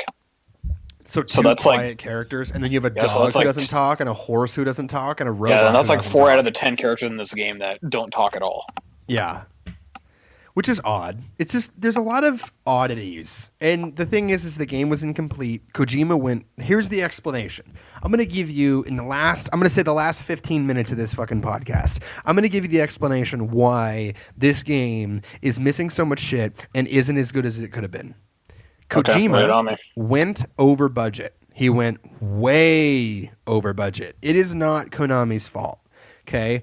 Kojima just kept fucking pouring money into the Fox engine, which the Fox engine is fucking incredible. Okay, I'll give it that. But he was spending money in areas that he shouldn't have been. He was doing trailers. He was hiring Kiefer Sutherland. He was doing all this crazy ass shit. He's putting his girlfriend he bangs on the side as a main girlfriend in the game. And Konami said, look, you got to release this fucking game because we're like, it's our money that you're spending. So you need to release it. And guess what? They released it. And it was released in an incomplete state. And at first, yes, I was a Kojima drone. And I said, it's not Kojima's fault, it's Konami's fault that this game is trash.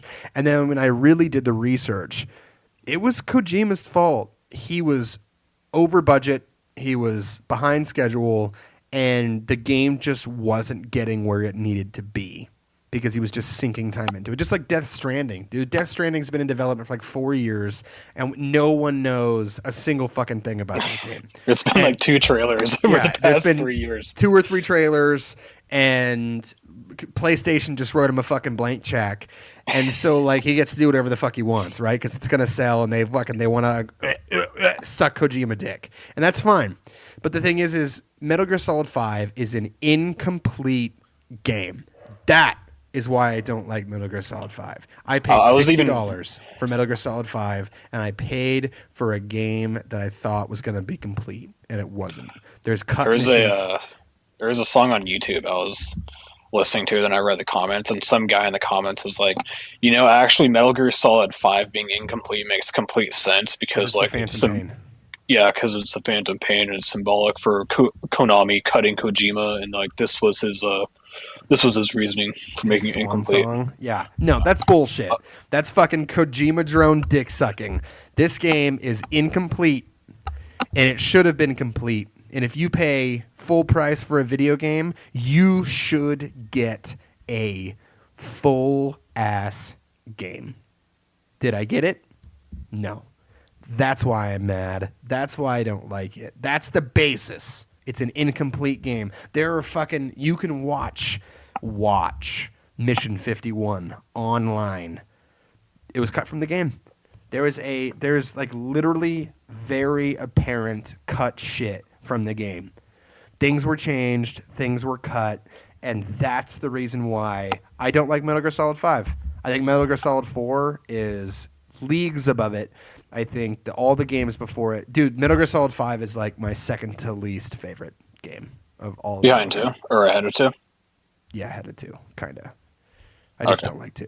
I'm just not good at 2. I'm just not good at 2. I don't know. There's something about 2, and my brain just is bad at it. It's my fault. Maybe you should try to platinum MGS2 and get all the VR missions, if you know what I'm saying. Oh my god, please no.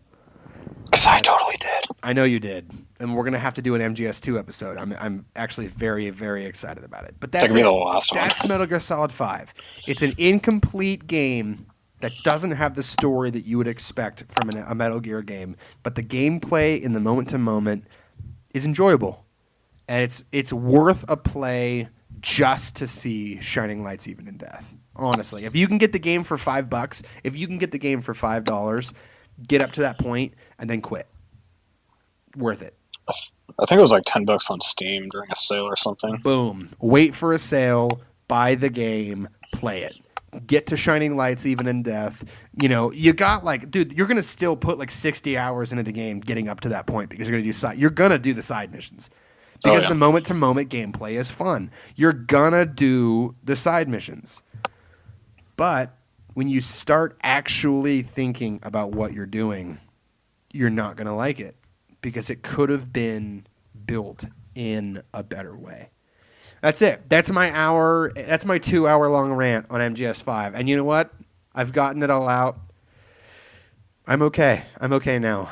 It feels good. I feel like I just had a therapy session. There's still a few other things I wanted to talk about. Go. Let's go. I have to pee so bad. You know what? Dude, I'm gonna try something. I'm gonna pause this podcast. I'm gonna pause it because Audacity lets me pause. I'm gonna pause it. I'm gonna go take a piss. I'll be back. And we'll continue like nothing ever happened. How does that sound? Let's see. Okay. All right. Hold on. Oh, yeah, it worked. There might be a fucking, like a little audio glitch, but we're back. We're at hour 4:40. Hour 40. Whew. Hour 1 minute 40. Fuck yes. Oh, man. Technology is cool. It's been 5 minutes, guys, and you guys didn't notice a single second go by. So, dude, I'm empty. My PP is my bladder. I'm feeling good. So let's talk about whatever you want to talk about. Okay. So when I was playing it, one of the feelings I had was I felt like I had this feeling in 4 too, but it was like Snake is kind of like an unstoppable killing force. Like you have to like kind of try to kill yourself or basically act really stupid.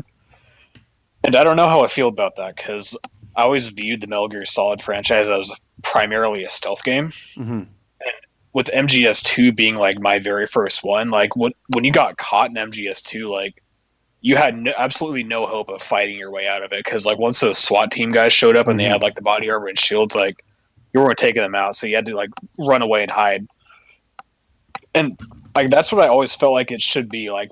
So when I played 4 and 5, and it was like, well, it doesn't really matter if I get caught because I can just fight my way out of it.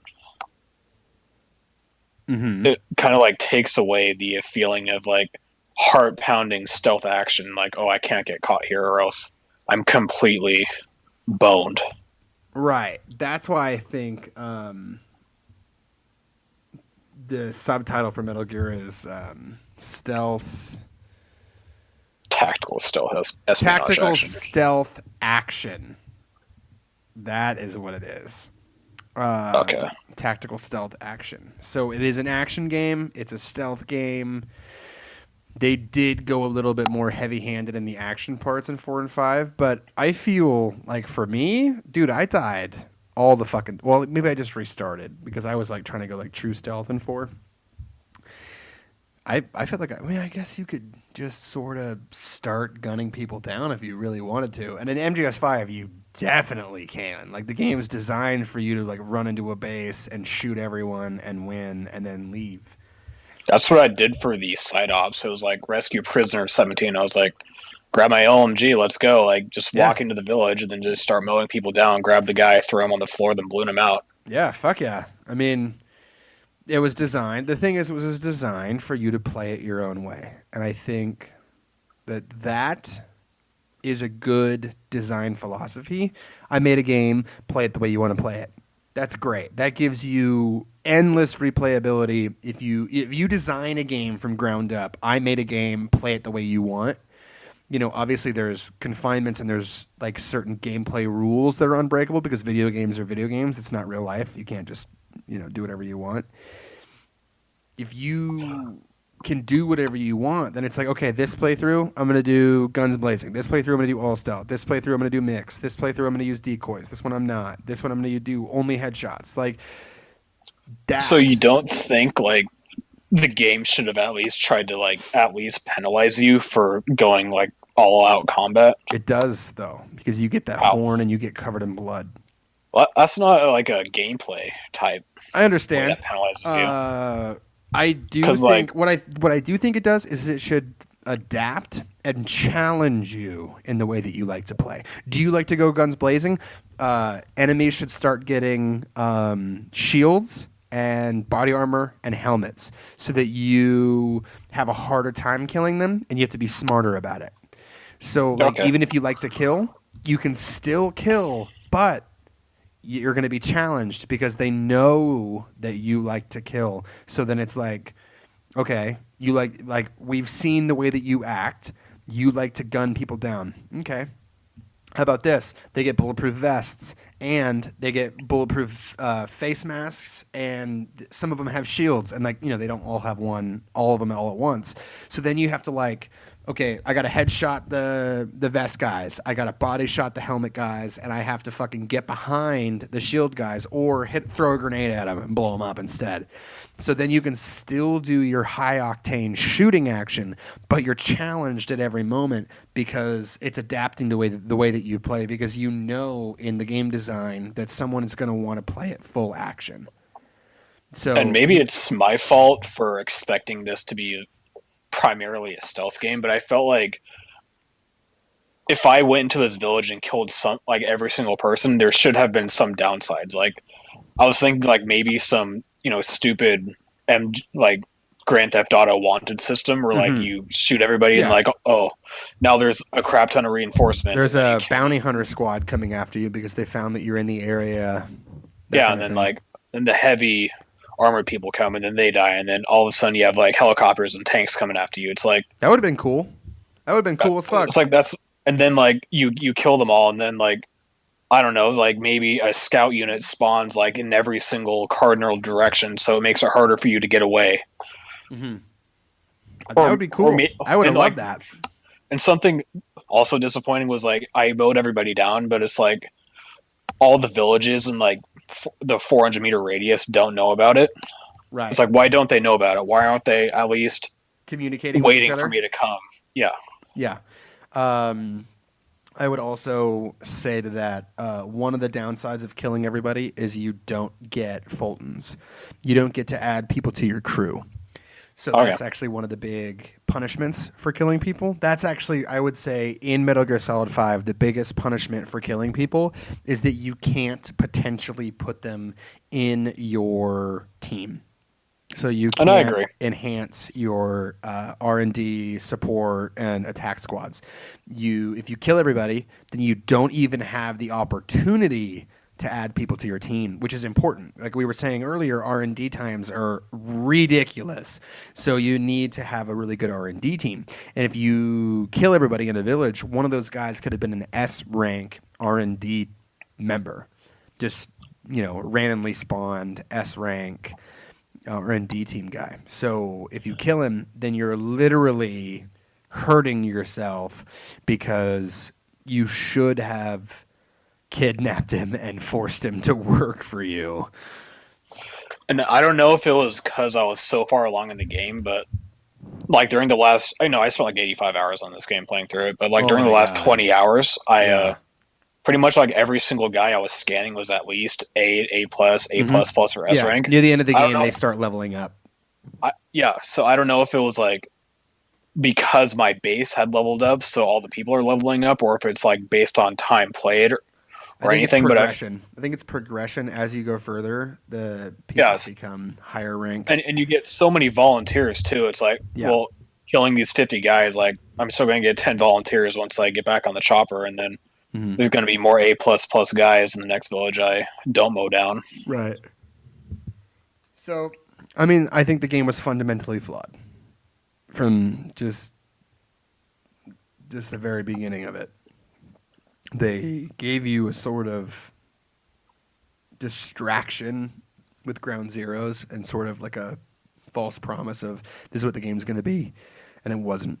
The gameplay was good, the moment to moment, but the structure was bad. Level design, bad. The characters, none of them were very likable. Ocelot in this game is terrible. Kazuhira is nowhere near as good as he was in Peace Walker, aside from the burger tapes. The Native American was fucking the most boring character that's ever existed in a video Who's the Native American? What? The Parasite dude? Yeah, the Parasite guy. I thought that guy was white. No, he's a Native American. That's the whole point. Code talker, dude. That's code. That's he's a Native American code talker. Oh, okay. I was thinking African American. No. Okay, my Native bad. American. Wait, have I been saying African? I think you've been saying Native. I've just been, mixing Native American and African. Yeah. Okay. Just get off that train. Okay, yeah, let's fucking... Woo. All right, whatever. I don't know. Alrighty. He was the most boring fucking character that's ever existed in any game, ever. The bosses, lackluster. The story, aside from the few high points, lackluster. The buddies could have been better and more balanced to make the gameplay more seamless and more enjoyable instead of it just being I tag everyone in the map and go ahead and just get them all from behind because la-di-da.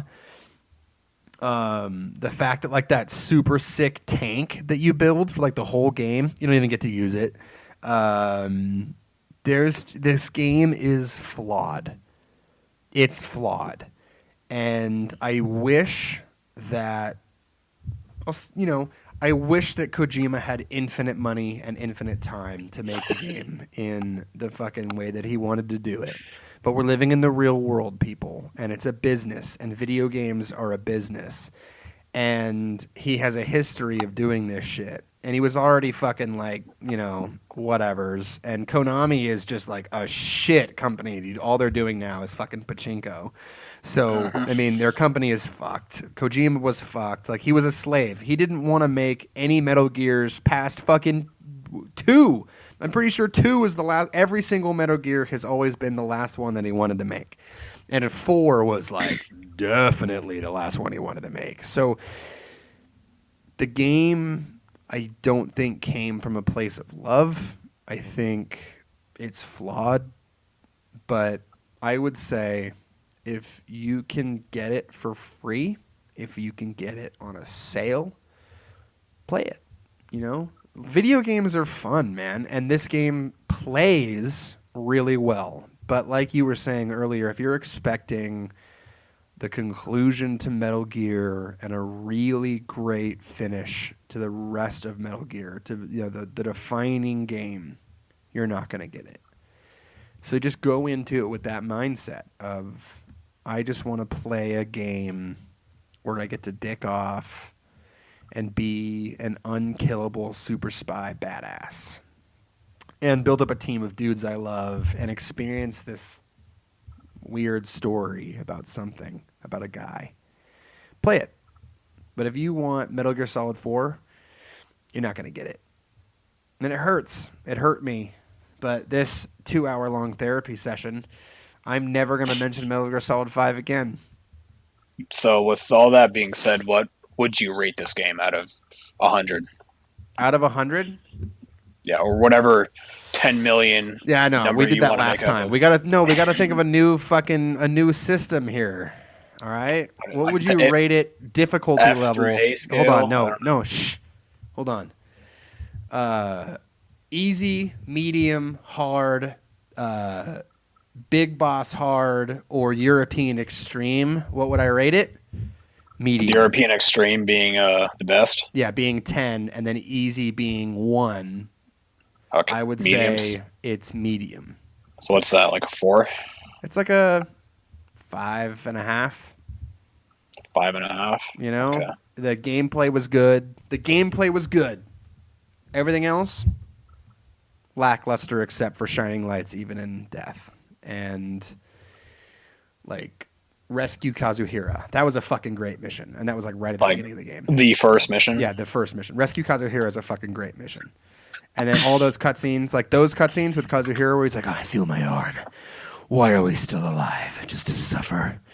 And those are fucking dynamite. That's where it gets half its score from. That and the gameplay. Other than that, What about you? From easy to European extreme, what would you rate it?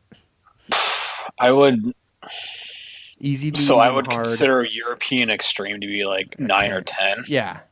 And for me to give a game like that high of a rating, I would consider like each aspect, like how IGN uses like graphics, gameplay, story, audio, all that shit. Yeah, I would same. That's expect the way I all voted those. too.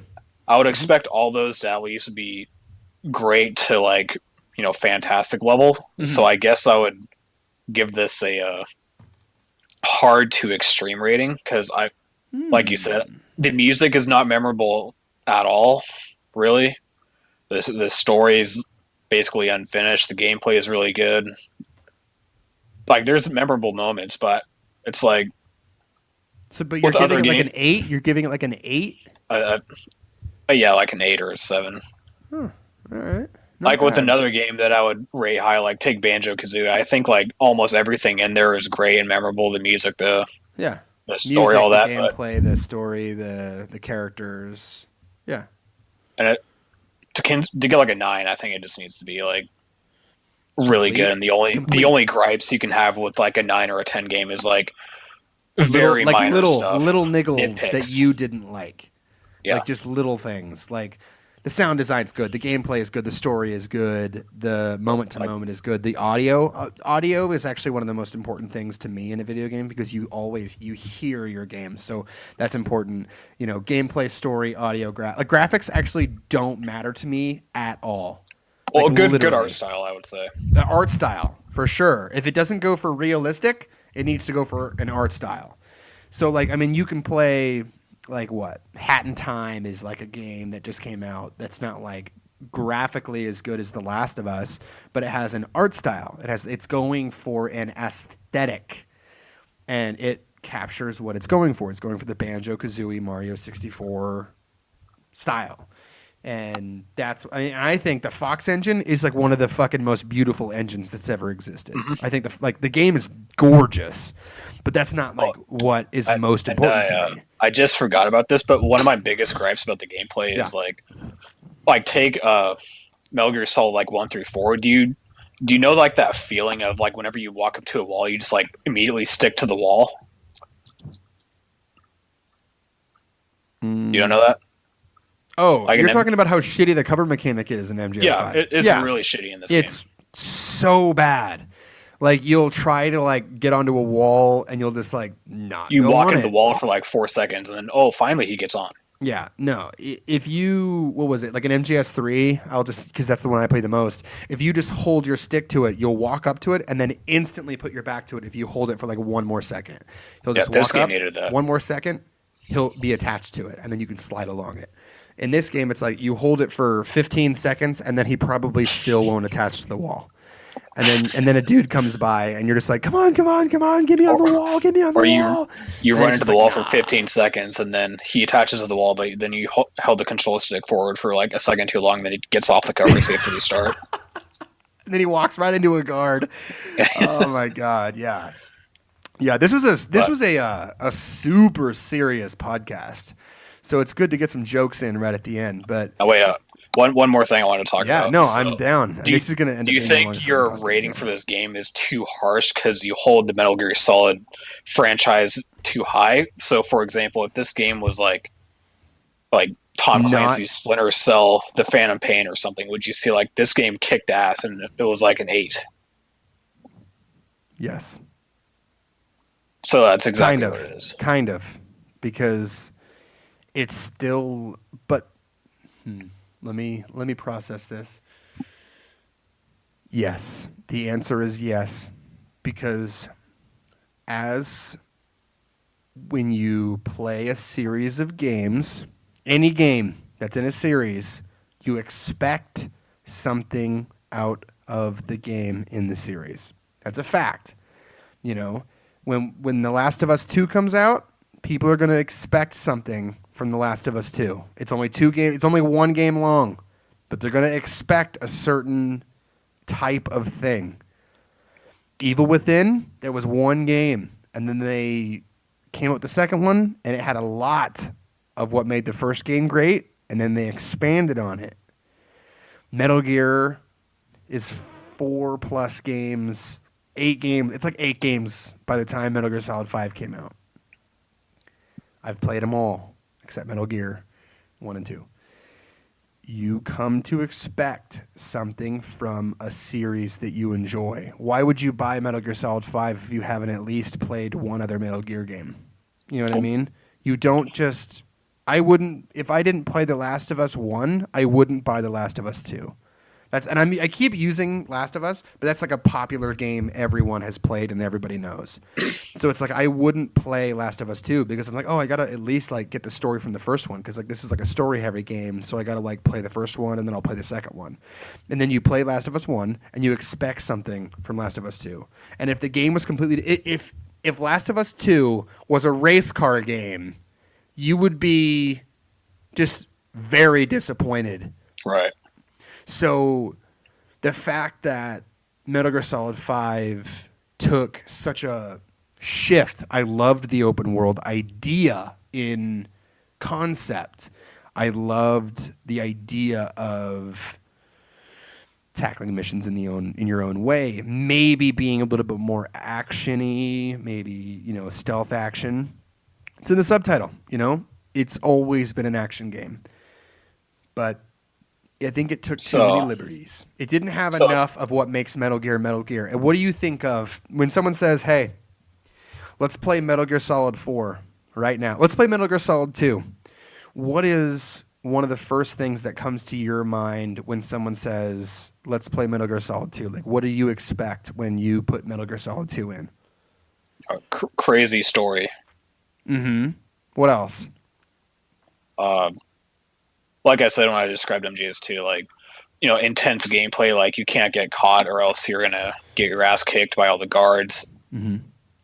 Fun boss fights, crap ton of cutscenes at the end because that's where all the important... What about codec calls? Codec calls. Yeah, codec calls interrupting you every 5 minutes when you walk down a hallway. The whole switcheroo with Raiden and how he has to basically learn the exact, like, same 30 minutes of tutorials that Snake went through 2 hours ago. Right. Stuff like that. So the three or four things you tackled, the main things that make up a Metal Gear game: codec calls, boss fights, cutscenes, gameplay. Those are the four things that make up Metal Gear Solid. And three out of the four of those aren't in this game. And a bunch of that shit isn't in this game. And so it's okay to be disappointed in it. It's okay to not like it. Hold your opinion. If you love Metal Gear Solid 5, debate me down in the fucking comments. Hey, man, cool.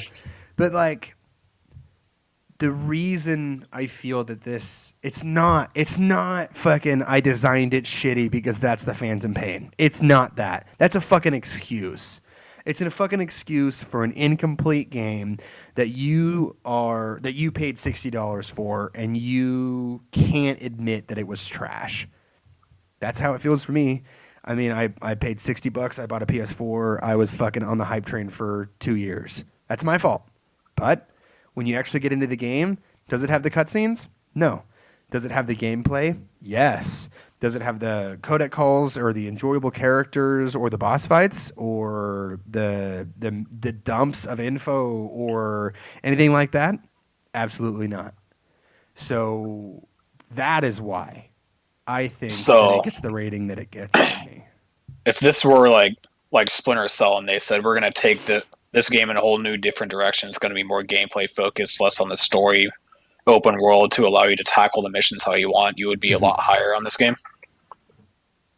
Yes, I think so, because Splinter Cell isn't Metal Gear. It's not fucking 8 hours of cutscenes at the beginning. Dude, Metal Gear Solid 4, you don't touch the controller for 45 minutes. Say it's a standalone game, then not Splinter Cell. I'd love it. Yep. It'd be great. Until you get to the end of the game and you go, okay, why is it that every side mission is exactly the same? Why are the encampments copy-pasted all over both huge empty maps? Why are the maps empty? Where are the people? Like, why do I have to ride my horse for 5 minutes to get to anybody before I can even begin to use stealth in this game, in this stealth game?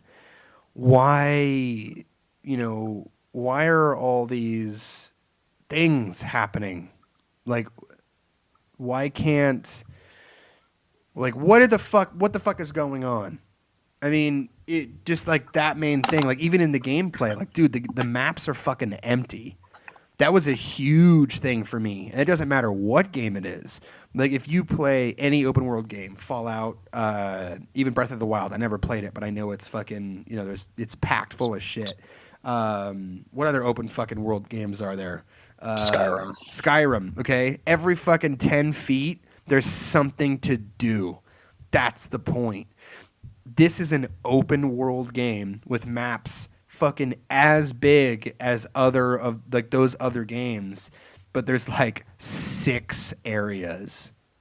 And there's not little side quests, there's not anything going on, but you literally riding your horse for 10 minutes. Dude, in one of the fucking trailers before the game even came out, they had to fast forward the gameplay because you went from one moment, like one area to another, and it probably took you fucking 7 minutes. So it was like fast forwarded. That's fun stuff right there. It's not. And so even if it was its own standalone game, by the time you get to chapter 2 and it's all just repeat side missions and there's nothing happening and the story is at a fucking dead halt and the maps are empty and all the areas are the same and the level design isn't as good as the prequel thing they sold me for half the fucking amount of a normal game, I would grade this shitty like I did just now. Okay. Because in video games, the most important thing in a video game is the gameplay. The gameplay is good. That's what puts it to a fucking 5. Like, it gives, like, dude, half the score out of a 10 is gameplay. It gets 5 points for gameplay. And then there's 1 point for each additional thing. Level design, meh. Strike 1 point. Characters, strike 1 point. Story, strike 1 point. So even then, it would be maybe a 7. It would still be a 5 or 7. It would be a 5 to a 7. So that's an okay game. I've played fucking 5 to 7 games, and I enjoyed them, and that's okay. Some games are not as good as other games. This game excels in some things and falls very short in other things. Okay. So in the same token, kind of reverse it, do you think maybe you overrated MGS4 because it's a Metal Gear Solid game? So if MGS4 was also a standalone game, would you also be like, you would have loved it? I would have loved it. There's like 3 hours of game. Yes. Yeah. There's just something about MGS4. If the story, okay, let's just make a game. It's about a dude. And he's in some sort of PMC, and he's got to, like, save the world. Cool. Okay, that's the premise. It's basically MGS4. If they gave you the amount of attention to detail, those interactable fucking cutscenes that you can do, the gameplay that you actually do get is literally some of the best gameplay that's ever been in a video game ever. Yeah, I'd rate it super fucking high. It would be awesome. Okay. It would be so crazy to experience a game like that isn't part of a series. I'd probably rate it even higher because like it didn't have standalone unknown. Like, could you imagine a standalone unknown game company making MGS4? Dude, you'd give it an 11 out of 10 because it's like, who the fuck are you? How did you manage to make a game like this? Like, what have you been doing? Like, where have you been all of our lives? Like, is this your magnum opus? Are you guys going to make one game and then just stop? I would probably give it an even higher score if it was a standalone game, MGS4, for sure. I'd give it even higher than a fucking, what did I say, like 969 billion or whatever. Yeah. I would give it an even higher score than that because it's standalone, and they did something incredible. Like the graphical fidelity of MGS4 is still like not top today. It can only and ever be played on the PS3 because it sucked every single piece of hardware out of that fucking Blu-ray player that PlayStation came out with. I still think a lot of PS3 games look really good. I think Final Fantasy 13 still looks really good. Final Fantasy 13 looks fucking incredible. It's an incredible looking game. I think it came out on like 3 discs on Xbox 360. Mm-hmm. Because I think it came out really early too. In the PS3's lifespan. I think the game also came out pretty early in the PS3's lifespan. Fairly early, like within the first 2 years. And that's wild. That game looks fucking incredible. I have it for PS. I got to finish it. We can do an episode on that. That's a fucking good game. Which I'm like the final boss. I'm on chapter 13. Yeah, okay. So I just got to go like 5 more hours and then it's done. Good ass game. But yeah, like, you know, you're giving me these super sick questions, you know. Metal Gear Solid 5 was part of a series and it fell short within its own series. If it was standalone, it would get a pretty fucking good rating for a game that is not part of a series and people just purchased via like knowing about it from trailers. But it fell short in a lot of aspects, just in general, not because it was a Metal Gear game. Metal Gear Solid 4 as a standalone game would get an even higher rating from me because... I thought it would be the opposite. Because this podcast is really long, but when I was going on a walk... This is actually the longest podcast. Last night,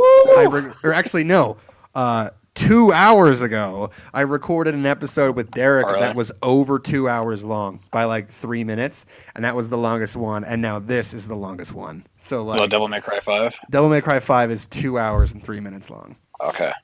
Well, anyway, I was like a few weeks ago when I was going on my walk with my dog, I was thinking about like the ratings we gave for MGS4, and I was like, was it unfair? Because I felt like I rated MGS4 higher than I should have, as if it was a standalone game, because a lot of the character development happened in previous games. So I came into this game caring about the story and the characters. Okay. Without the actual story and the characters giving me a reason to care for them in 4, if that makes sense. Of course, yeah. There's a lot of development in 2 and stuff. Yeah. Okay. Yeah, so then I thought of the opposite, like, you know, like MGS5 is like, you know, like your most hated game or whatever, and I was thinking like it's up there. So I was like, so MGS5 is to you kind of what Mass Effect 3 is to me, and it was like, right.